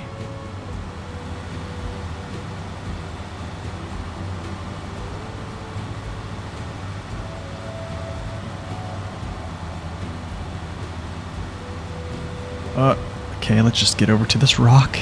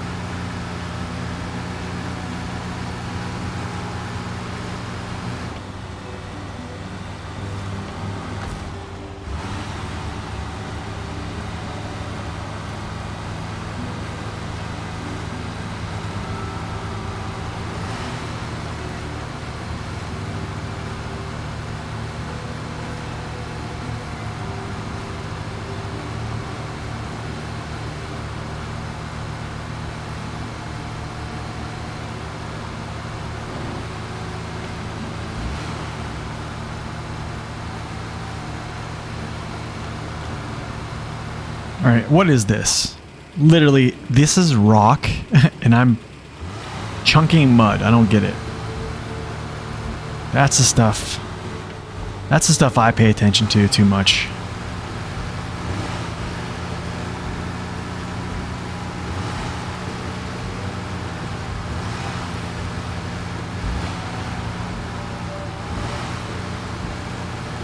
How did that happen?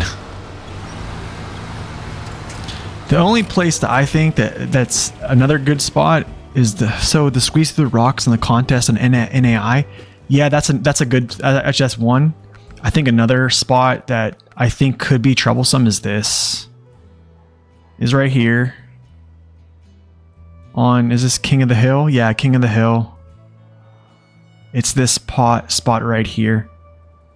I think it's maybe coming through this pass. It's right. Actually, it's right here. I've gotten stuck with wider, like, how do I say this? If there was a wide scout that would get stuck here, it's probably going to be at this spot right here. But other than that, they're few and far between. But that spot in NAI, like Victor said, is another one that's kind of, it's another little one. I don't think the Chevy's getting stuck there now. Most of the scouts can fit through that stuff. You're not getting the burlap through there. I'm pretty much 99% positive on that one. You're just not getting it through there. On King of the Hill, it's just not going to happen. I don't see it happening. Unless somehow you crawl over those rocks with those huge tires. Which, yeah.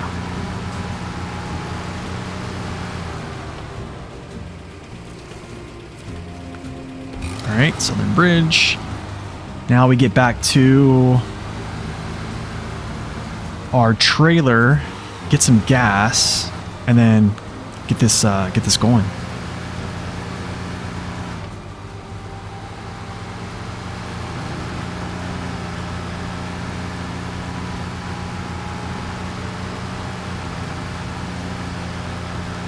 Okay, just relax. Just relax. It's gonna be okay.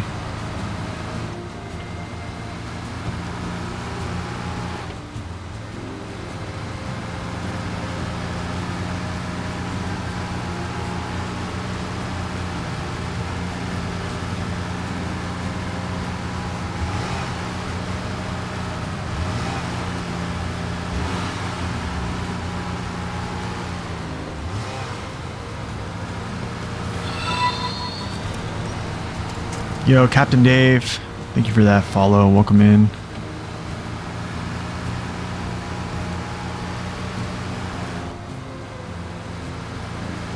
Finding new lakes to drown the Hummer.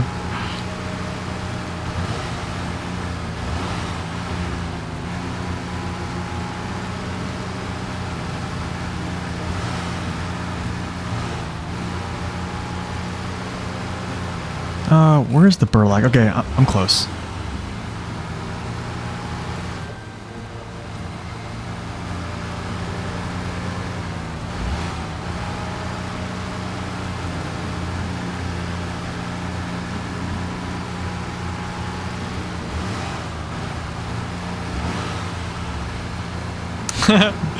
That's funny.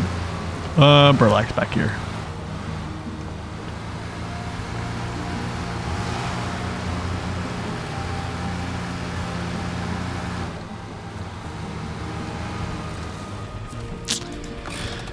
Okay. I didn't repair. What? I didn't even like find that one. Train station unload area. Let's see. I didn't even get this one either.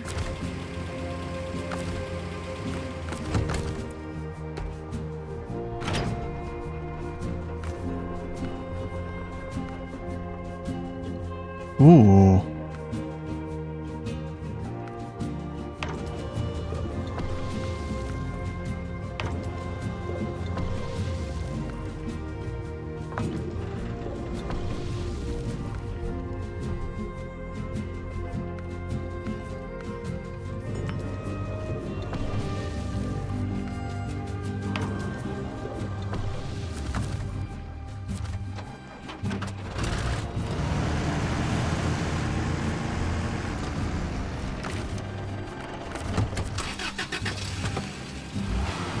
Alright, I'm probably not going to move very quickly with this. What is a conflict? These taillights? Are you kidding me? Are you kidding me?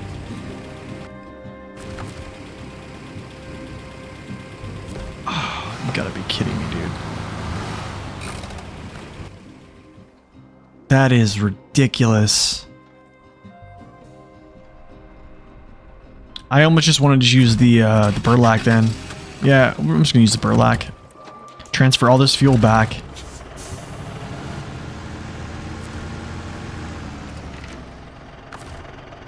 Yep, just gonna do that. Transfer all this back. Just gimme, gimme, gimme.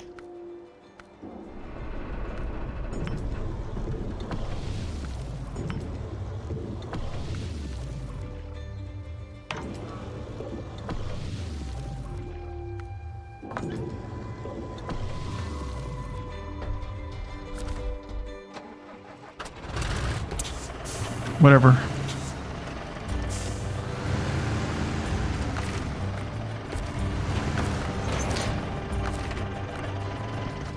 Okay. Only stock bumpers work? Yeah, that's kind of terrible right now. Okay, so check this out. We're going to I'm going to come up here. Is this do I need this northern? Yeah. Okay, so I got Thor's Thunder. Yeah.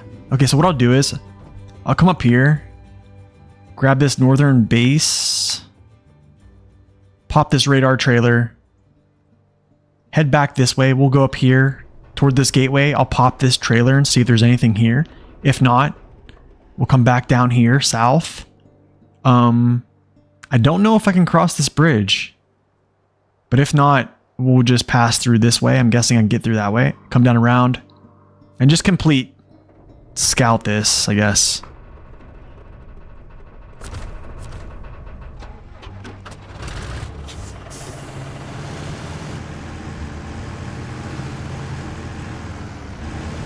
The base is near... What do you mean the base? I'm gonna have to stop and get some gas somewhere or try to find some fuel.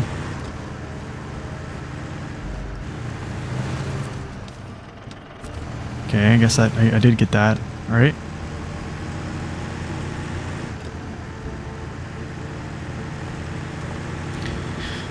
Yeah, if...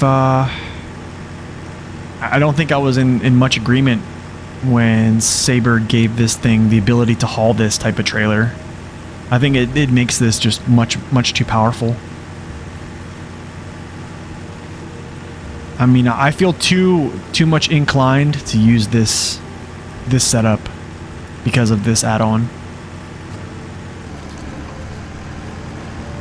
It just makes this so darn strong, man.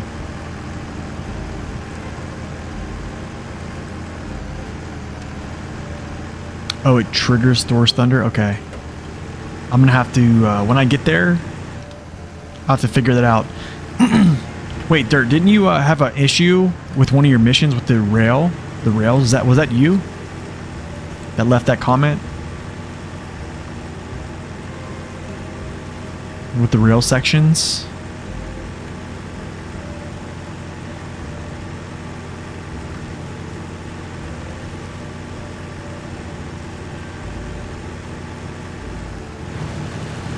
Yeah, they do.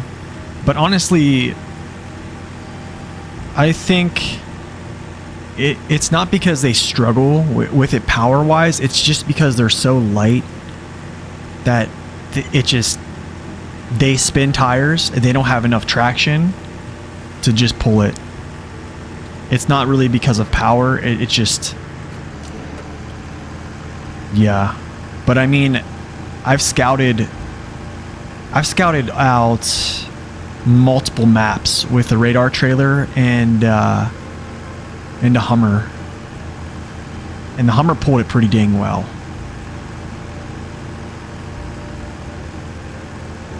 Well, I don't know if it was you. There was someone on YouTube who commented, but it looked like your name. But they were saying that the mission that you have the rail sections got all messed up.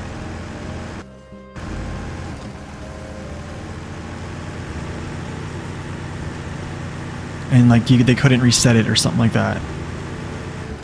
Oh, that wasn't you? Okay.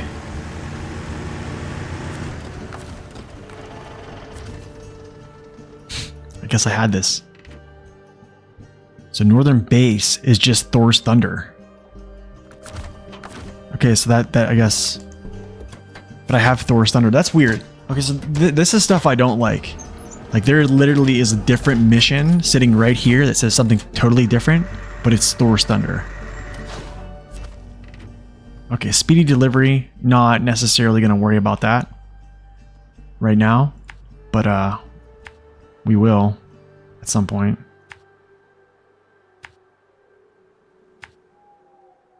You know what we're going to do, actually? We're going to go through here. Here. Here. I'm going to kind of... grab some fuel here. Come back up this way, pop this trailer here, and then come back to the road.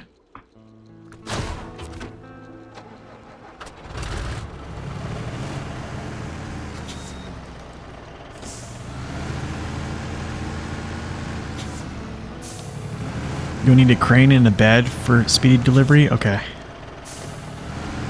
Hey, has anyone noticed that the Burlax crane is much weaker than the normal Russian crane?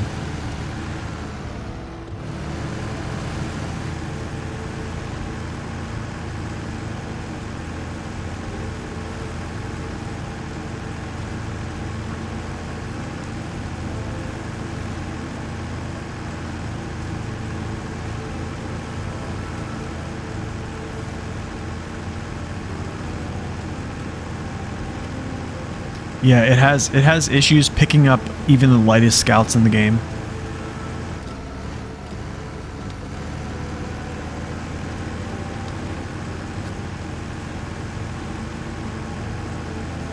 Yeah, it can hardly lift anything. I think. Well, I mean, I can go back and test it. If you guys want me to go back, I can just purchase a new one and do a quick test.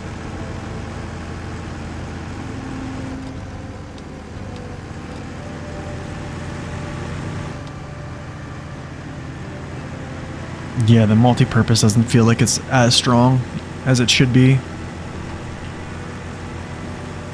However, I'm just glad the Dan and the P16 or the P12 kind of have a crane now.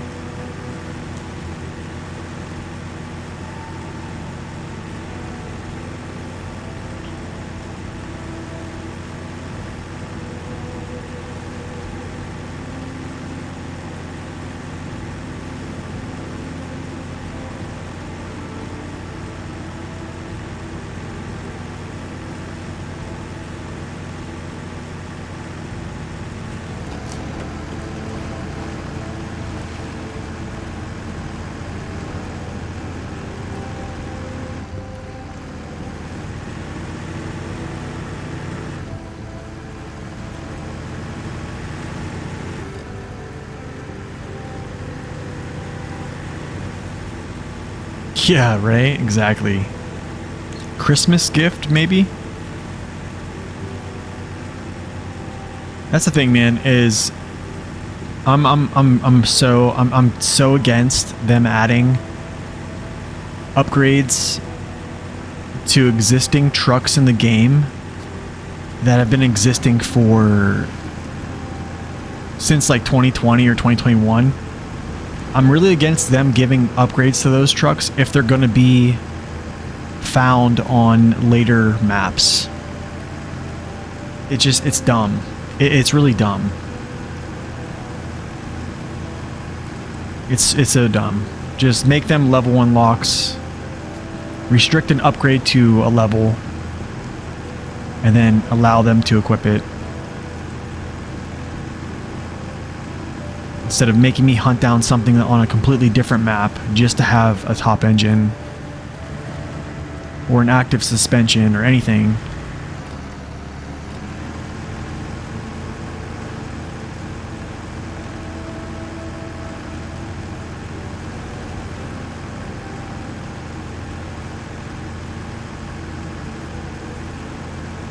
It's not as forgiving here on this map? Really?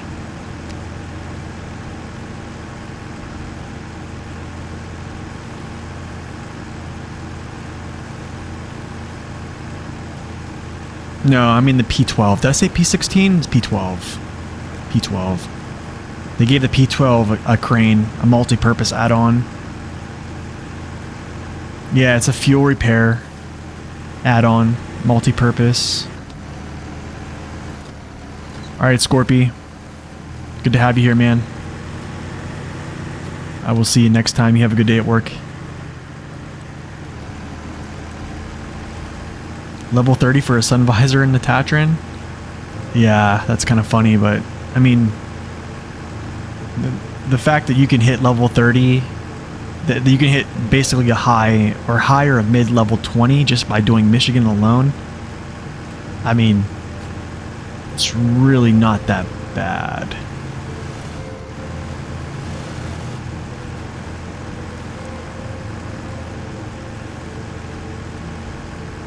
Oh, I see. So the street lights and stuff. Okay.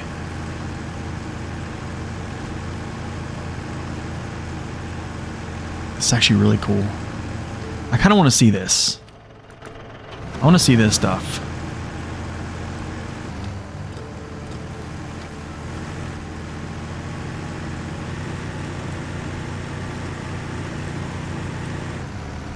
I'm almost thinking about pulling this back.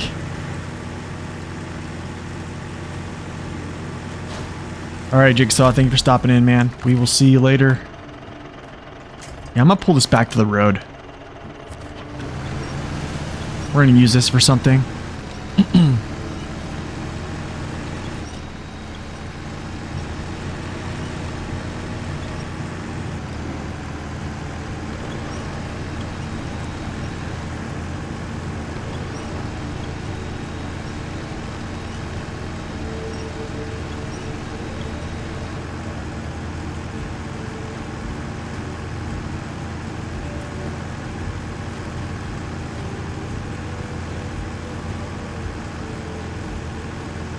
Oh, I bet.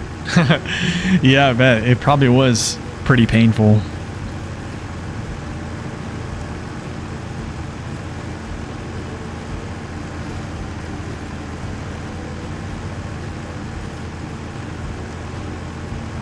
Yeah, I can imagine. Actually, I can't imagine. I know. I've done it. I've definitely done that similar thing. Okay, please don't catch. Alright, not bad.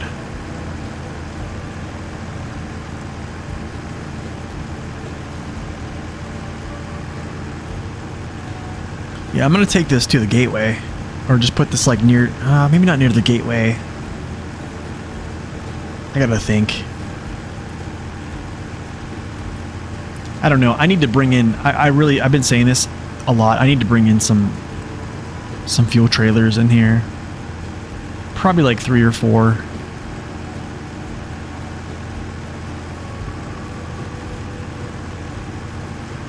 It just, I don't find that stuff to be too amusing for stream. That's kind of why I've been kind of a little bit complacent on doing it. But if it was hard mode, it's like essential. Oh gosh.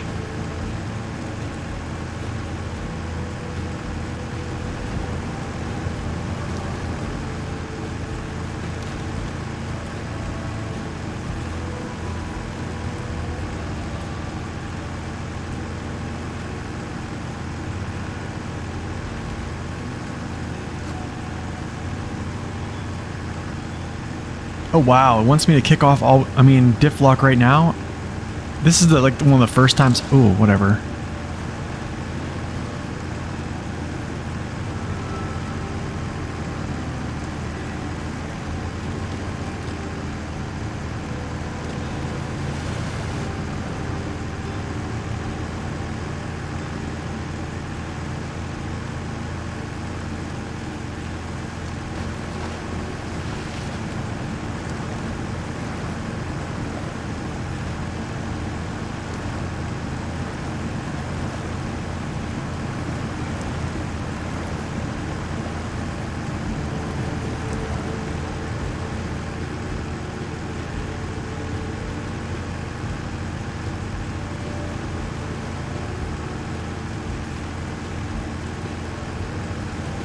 It's like a very boggy area.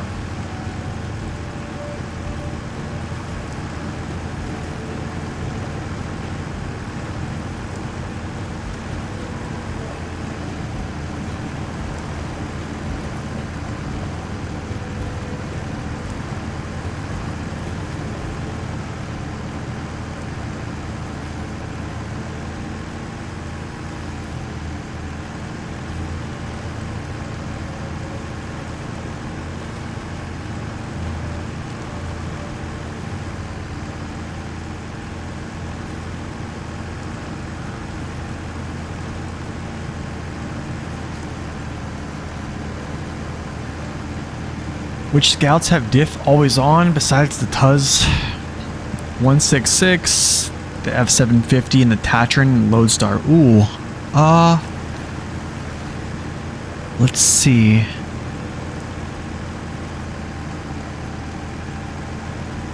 Wait, does the Loaf, that's right, yeah, Loaf does. Does the Apache? I think the Apache does, right? But it doesn't really matter because it's only front wheel drive. Right? I'm pretty sure.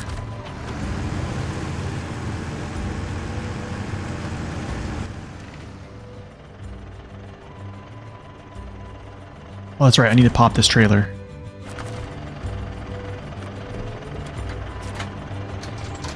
Yeah, I think the Apache. Oh, that's right. The Scout 800.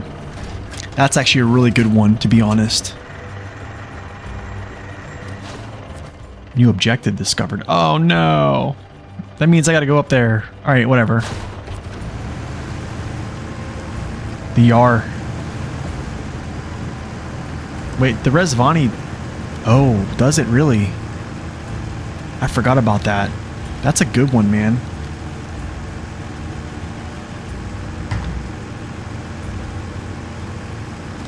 I forgot about the Resvani.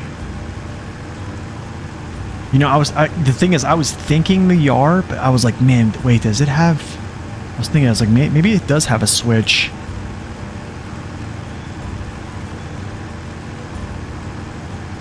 Alright, I'm gonna drop this little trailer here. First, I'm gonna refill myself. What?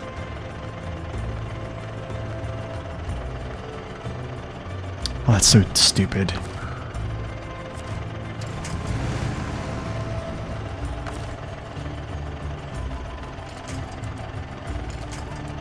This is so dumb. How was that out of range?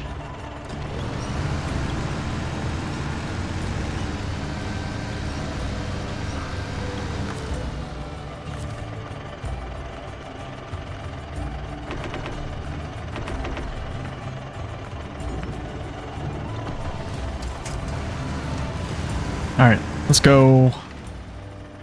Let's go do this. Grab this one here. Pop this trailer. And then we'll come back down.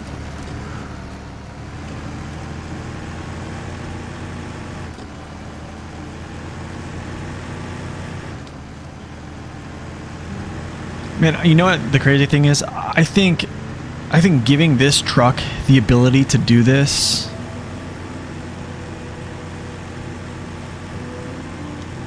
to haul these scout trailers, I almost feel as if Saber needs to just open up the floodgates. Do you see what I'm saying?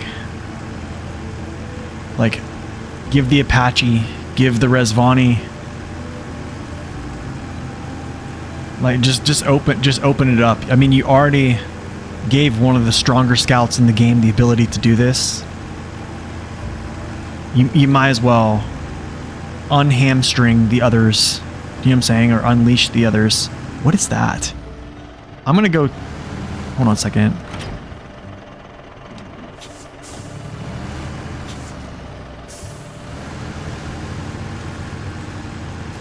You love how chill the streams and informative videos are and live streams. Yeah, thanks, man. I appreciate that. Thank you. This is something for a stage. Yeah, stage complete. Okay. I just thought I'd do that while I was here. Probably doesn't even matter. Whoa. Yeah, man. I think having a chill stream is kind of nice. I don't know. I feel like there's way too many times I go into a stream to just kind of like hang out and the streamer's like yelling, like he's like hype, and I can't do it, man. That's just too much for me. I'm too old for all that. That wooden bridge is the reason why the Antarctic and its trailer should have stayed here. Oh gosh.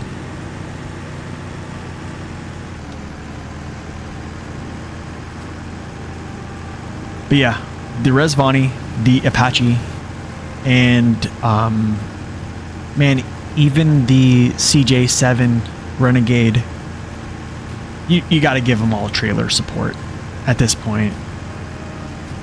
You just have to.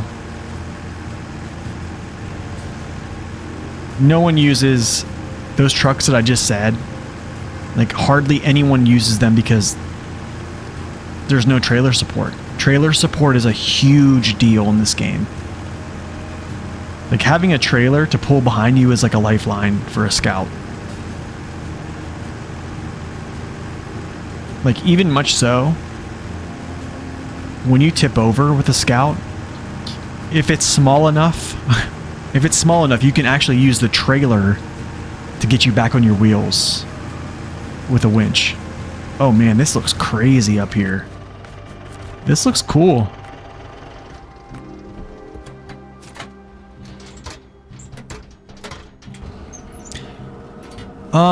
I don't know. I think it's just for balancing purposes. They probably felt like the Resvani would be too strong with trailer support, but then they come out and put a Burlak that can do everything. I even thought that the F750 should be able to haul both. Dang, this is probably a wild I'm kind of hoping they allow us to go back through there. That's really cool. Okay. Down we go.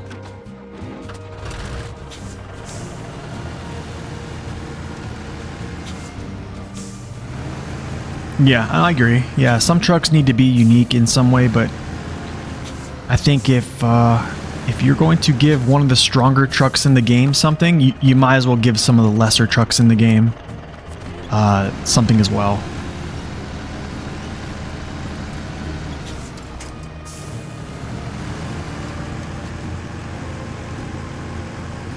I don't, how to say this, like there's no way that Saber could convince me that the reason the Apache has no trailer support is for the sake of balancing. At this point, no way.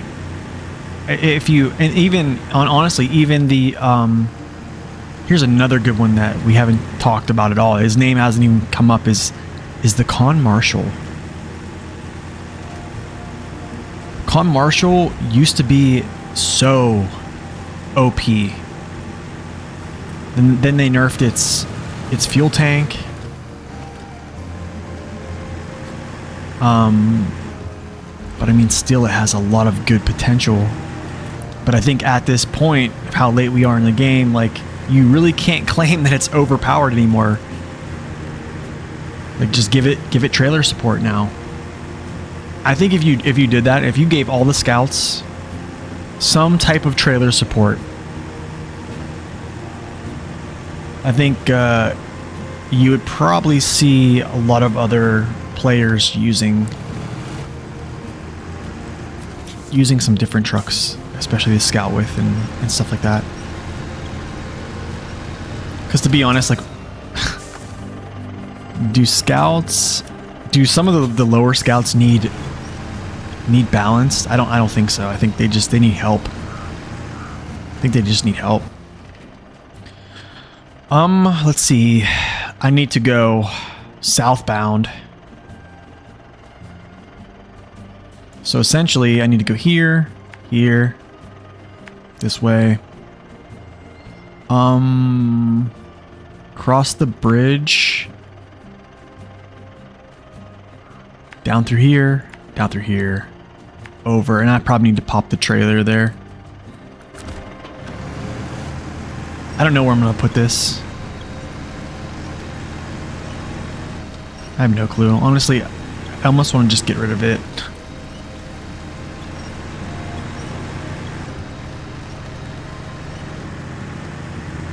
Maybe I'll put it at this little cargo hub down here where the Neo Falcon is, and just leave it there until it's empty.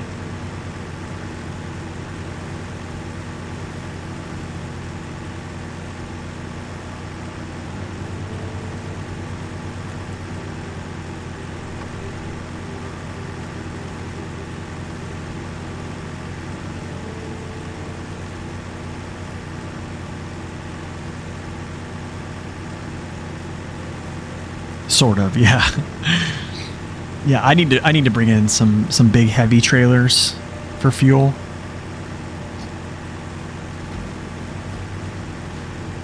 I mean, yeah, I know a lot of folks that complain that there's a lot of roads that go through this. This has actually been a big complaint recently. I've been looking at on like on certain discussion boards and stuff like that. Is that folks think that the road network is just too big on this region. And I can understand that critique, but then when you find out there's no trailer store, there's no garage, there's no fuel station, I think having the roads give it a little bit of, I don't know exactly, you can use highway trucks.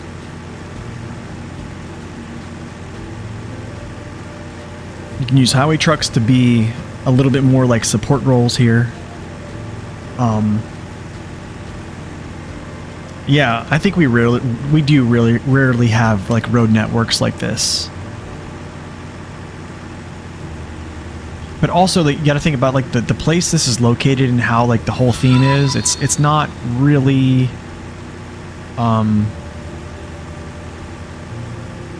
in a secluded place. Like there's towns near and stuff like that. It's not. So it would be different, but it's just not.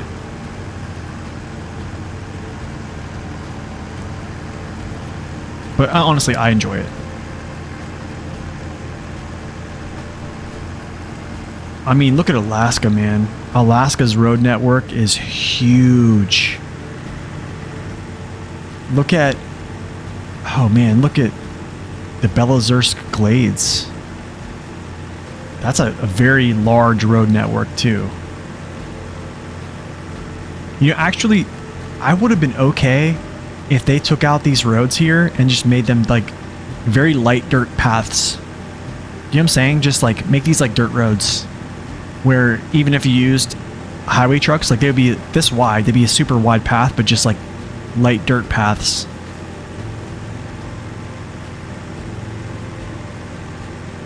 I mean, I'd be okay with that.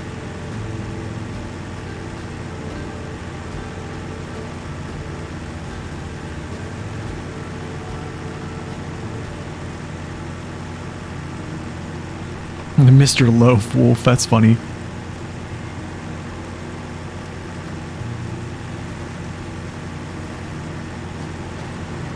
He drove over that short wooden bridge. The unfinished wooden bridge. Oh, that one back there? Wait. Did he drive through this right here? This wooden bridge? Or that? Or you mean like, oh, the wooden one, okay.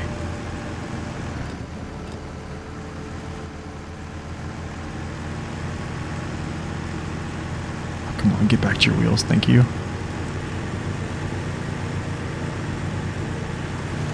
Hold on a second. Stream is like going crazy.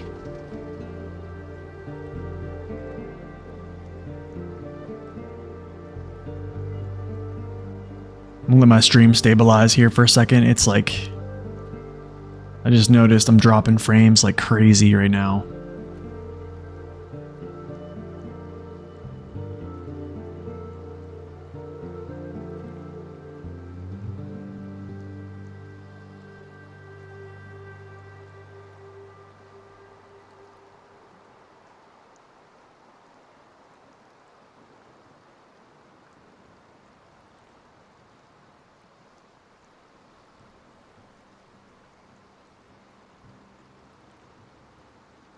I'm gonna let it stabilize here. Gosh, that's crazy. The stream has been going really smooth until now.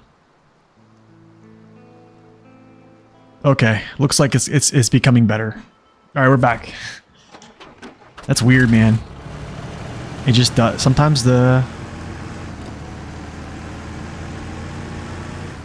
upload rate just kind of like spikes there.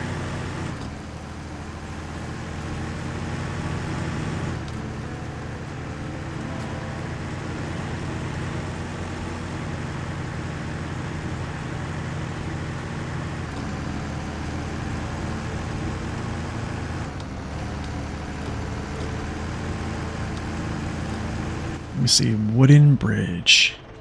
Oh, this one, okay. That's pretty sweet. You can just walk across it. That is pretty cool. Oh, I forgot to drop off this little scout trailer, but whatever. I guess he's coming with me. Maybe I'll find a spot down here to drop it. Maybe I'll find like a cargo hub or something.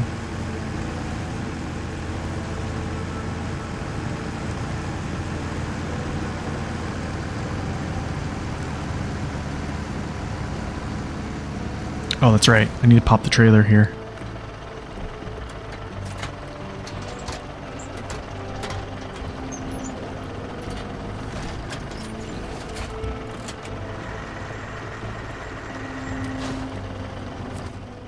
Nice. Okay.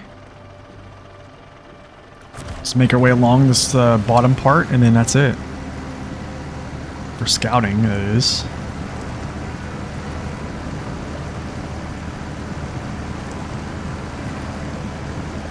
I wonder if there's other people that do this stuff like I do.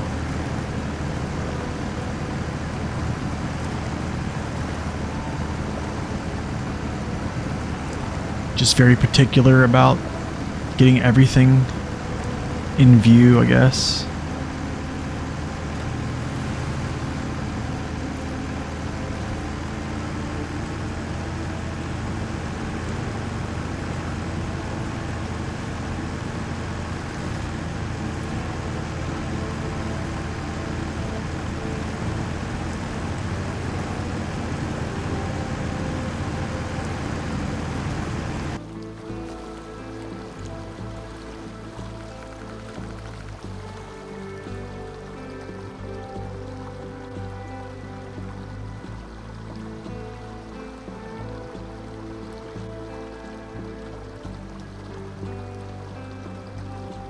That's actually a pretty sweet picture with like some of those northern lights in the back.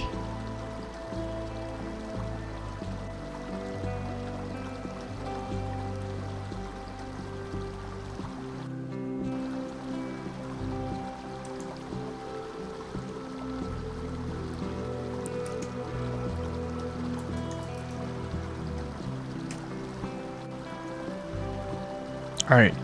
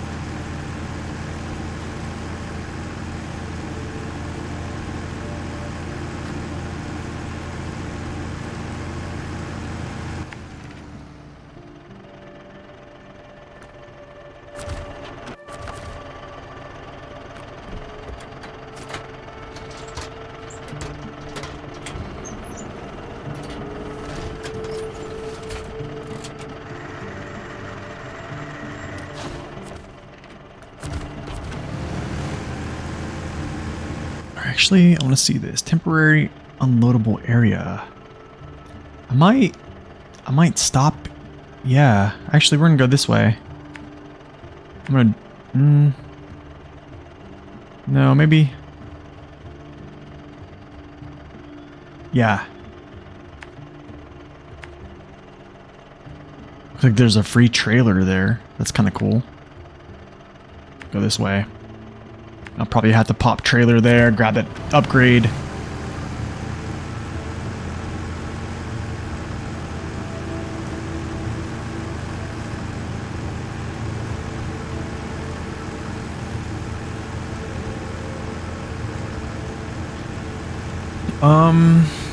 So I've heard folks say that. Man, I'm loving the music too, actually.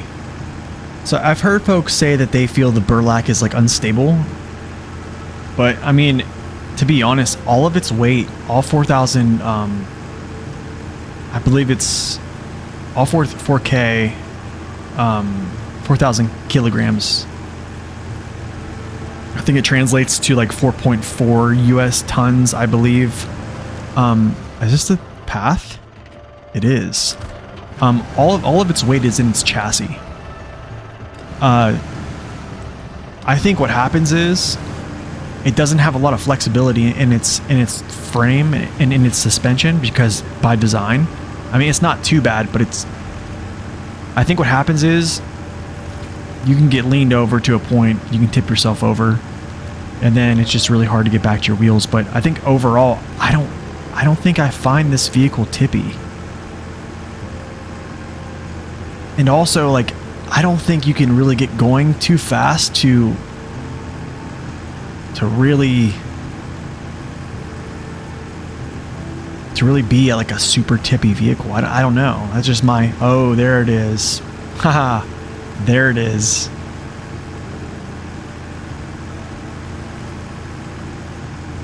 But I mean, I don't know. I haven't flipped it yet, to be honest. I haven't flipped it.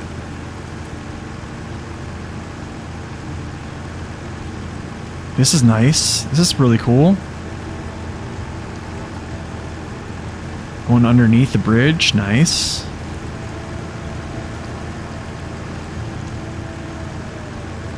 But yeah, I mean, like, just because I don't think it's tippy doesn't mean, like, other folks haven't tipped over it. It's just,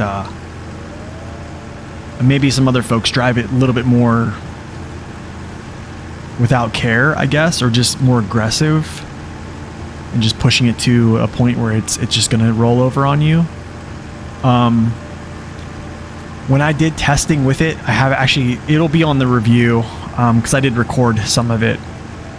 You know, I went up in the mountains and I was running alongside of a mountain, and it didn't tip over. But when I finally got it to tip over,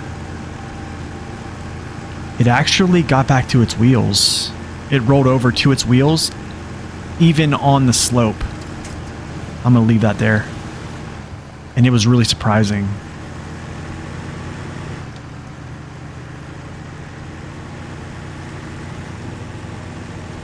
Oh, there's a hidden wall in the middle? Really? A scout flatbed. I wonder what that's for.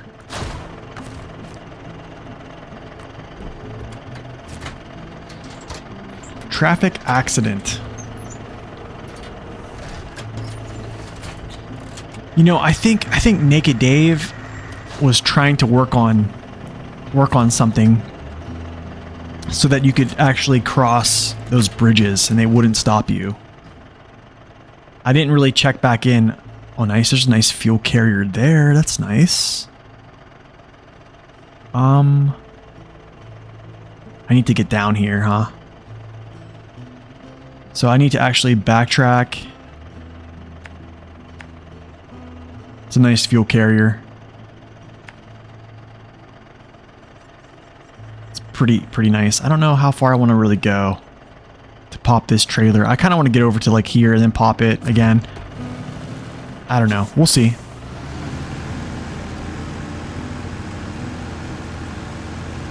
But yeah, I don't know. I think those little train tracks, those little railways, those rail bridges, I mean, train bridges or whatever they are, they're super small, right? I don't think you can really get a big truck down them, so I don't know. Would that be helpful for scouts? I think so. Like the one on like Cosmodrome. That'd be a nice little shortcut, you know what I'm saying? I think either Cosmo has one or I want to say this Cherno.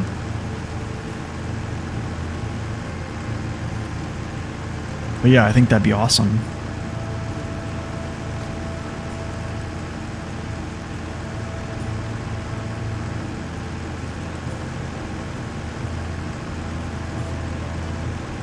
Oh wait, he crossed it from the other side on the south side. Okay. I didn't read that part. That's pretty cool. But I wonder why they couldn't cross it from the north.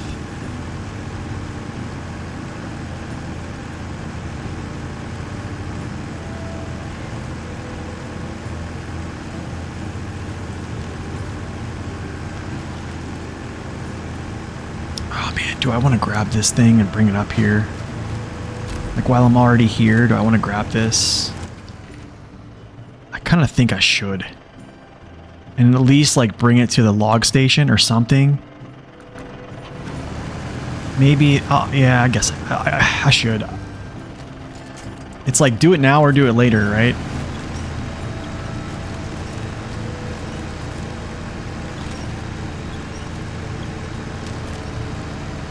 Oh, there is one in Cherno as well? Good. Nice. I thought so. Yep, here's the high range gearbox, I'm guessing.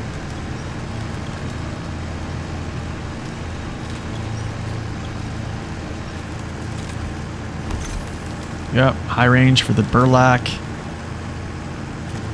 I need to try that out actually. Yo, good evening. Welcome in. We're just doing some scouting with the burlap right now. Trying to open up the map, unlock some tasks. The second map, I mean. Second map one, Scandinavia. I know, right?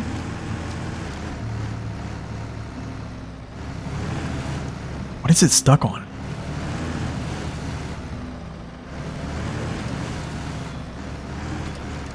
Really?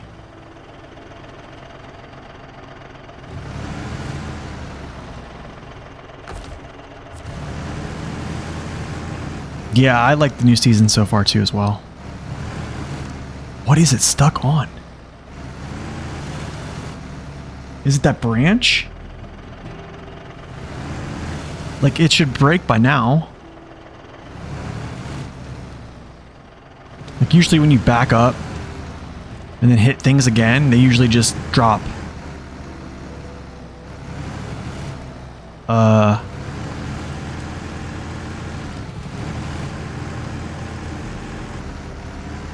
There we go.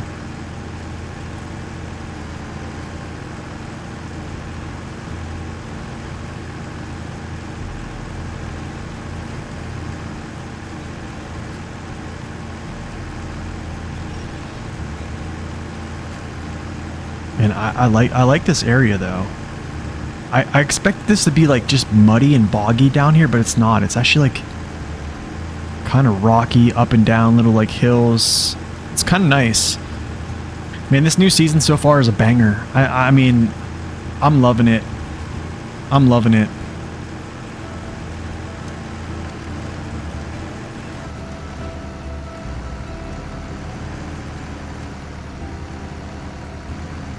Man, good luck pulling this thing over these. The burlap is struggling right now. But I just need to get this trailer to one of these hubs, and that's pretty much. Let's do this right now. Just uncover this small area. Why not? Why not?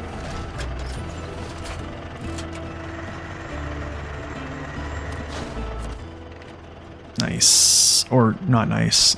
Didn't really get what I wanted, but it's fine. Okay, so what we'll do is I'll take this out here. You know what? Maybe I'll just leave it like right there or something. I'll figure that out. And then I'm going to run this way.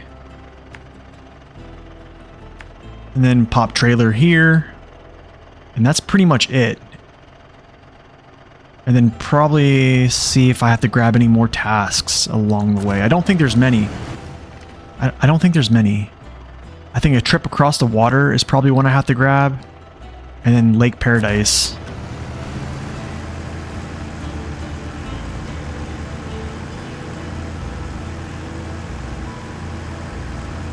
But I don't, honestly, I'll have to check, see which ones I don't have and what I do have.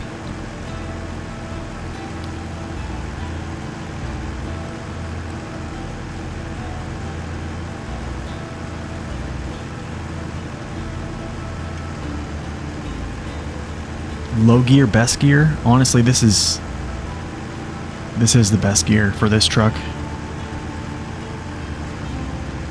I don't. Maybe if you're not loaded, I think this coming out of low gear is a good thing. But when you're pulling something, yikes. Okay, I'm gonna leave this here. Actually, I'm gonna like pull this off the road. There we go. Let's get out of here.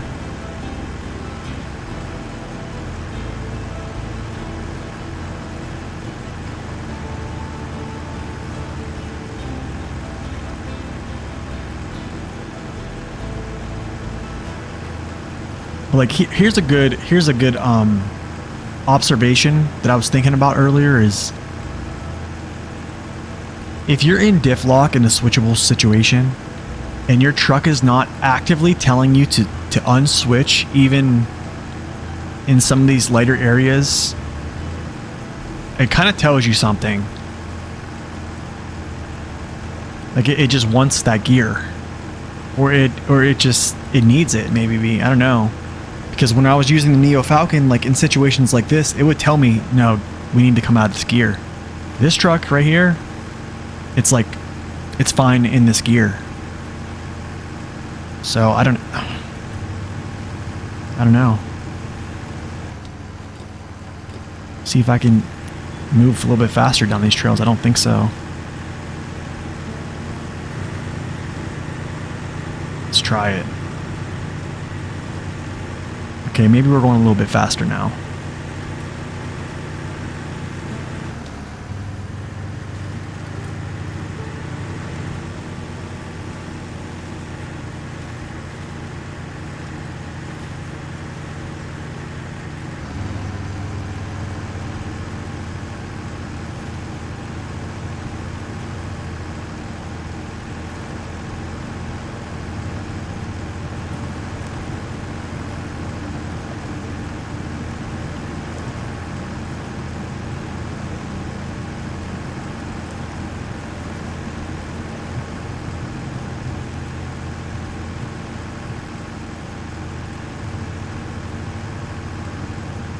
Okay, so I got a question for y'all. What do you think is the ultimate scouting combo?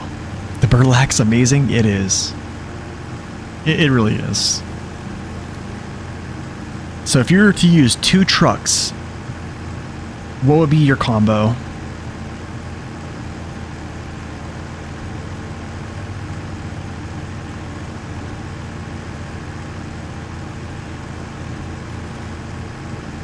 I'm gonna be real, if we're talking about just sheer getting the job done of scouting, like quickly, efficiently, 2 trucks, no, 2 scouts. If you had 2 scouts, oh, it's out of gas after this, whatever. Combo is the F750. Okay, then what else? What else with the F750? Excuse me. Burlak and F750. I'm probably gonna say the Burlak and the 420 Tatran. I don't know. Oh gosh, that didn't. I'm gonna go up here a little bit farther. Here's why. Here's why though. Because the Burlak can tow this. The Tatran can pull this. If they run into ice, this can pull the Tatran through the ice. The 420 is, but the 420 is probably the most powerful scout in the game. I mean, you have 8.0 mud rating tires. I mean, there's a couple spots in the game that the Tatran will run 5th gear faster than some of the best trucks in the game.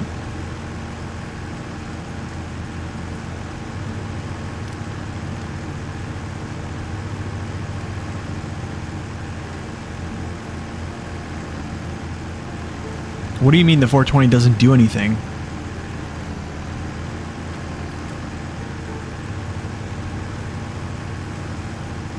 Yeah, that's true. The Tuz literally can pull super heavy trucks.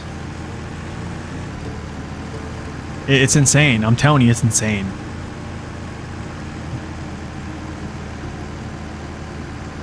The 420. The only thing the 420 can't do, it's not good in water. It's not good in, how do I say this, like super conditions. But there's only a few trucks that are really good in super conditions. Yeah, I mean but that's by design. It doesn't have that.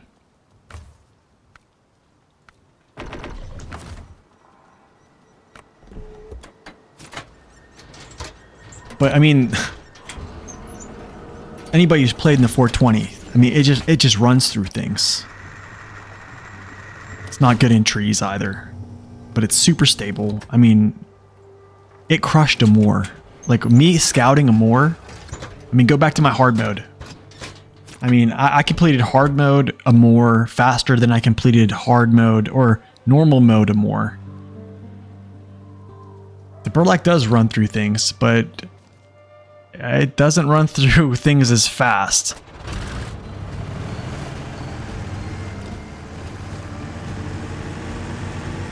I mean, the Tatron will literally do 5th gear almost everywhere it goes.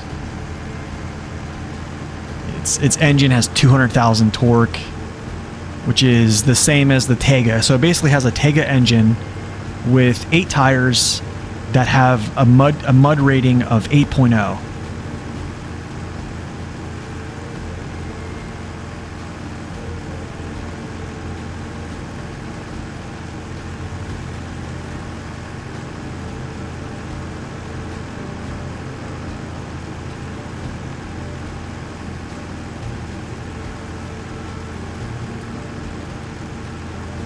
The Burlak should have better range.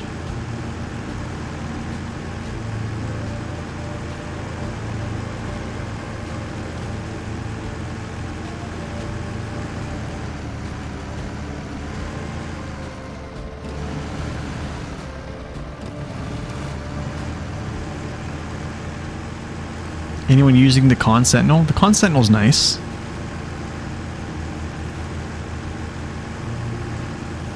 Yeah, each does have its own pros and cons for sure. Yeah. But I say this, if you're telling me I have 2 trucks to scout a hard map with, I'm choosing the 420 Tatron and the Burlak. To be honest, I think I could choose the 420 Tatron even with a different truck. With all the current maps we have in the game, the 420 Tatron, even with any other scout pulling either this trailer that has a lot of attachments, and I think I could do pretty darn well. No, I have the extra repair supplies. Yeah, I think I do. Yeah, look. 300, 150.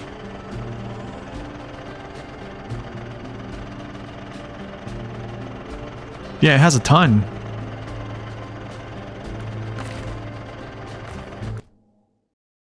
But yeah, I mean, that's probably my picks. You choose the Tuz 166 in the Tatron. Ooh, the 166 is nice too. Always on all-wheel drive, diff lock, big tires, pretty stable. The crate beside the driver. Ooh, hold on a second. Customize.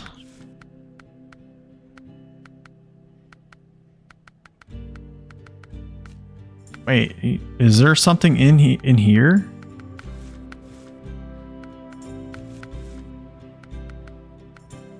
Oh, shoot. There we go. I didn't even see this. That's another 150 repair points? Dude, that's crazy. That's crazy. So, that makes it... Oh my goodness. There's 600 repair points. 7 tires.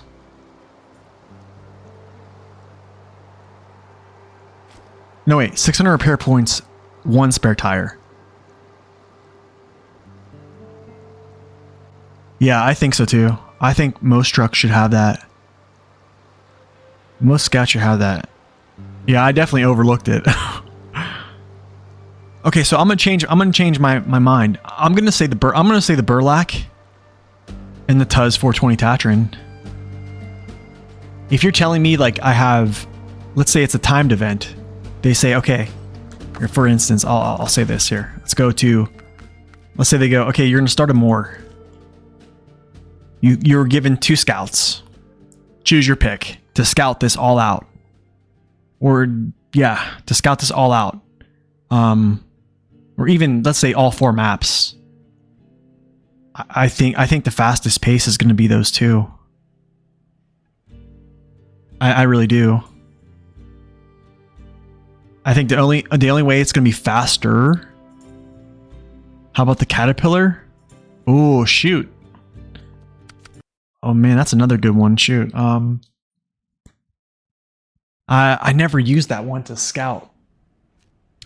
Here's the good thing about the Caterpillar, which is very interesting.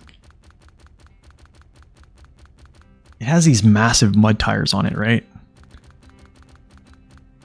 And you can take off this fork in the front.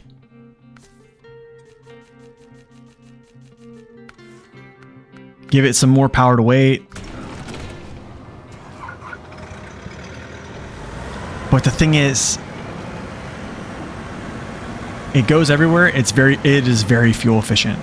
And it's pretty darn stable. Let's go. But it doesn't offer anything other than really just scouting. I believe it. I believe it. You know, it's actually a really good scout for efficiency is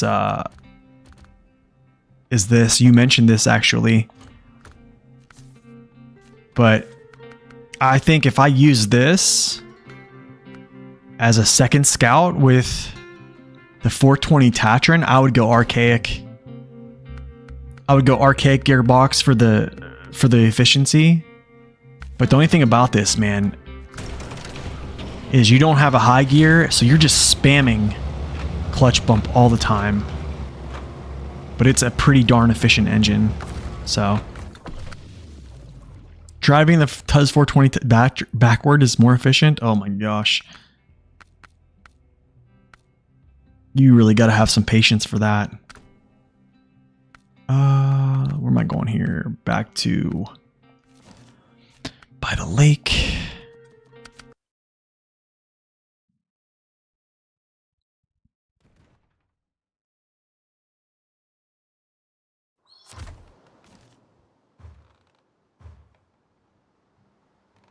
A lost car, tourist village. I don't know if I've gotten these. I don't know if I've gotten these yet. I don't think I got those either. Let's see. Yeah, I'm missing a couple. But it's completely scouted out right now. 53%. Yeah. Anyways, y'all, that is it for me. That's 3 hours. That's over 3 hours for me. We got a lot done. I didn't get all the scouting done, but I can go through quickly and grab these two here. I don't know if the Western Landslide. I'd have to pick that up too. So I have to pick up basically a couple of these. A couple of these ones down here, which isn't too bad. And we'll just grab those as we go. And then, yeah, we'll start knocking them out. Order of operations, you know? But yeah, I appreciate you guys stopping in. It's been great. It's been fun. Go have a wonderful day. And as always, God bless and stay upright. We'll see you guys later.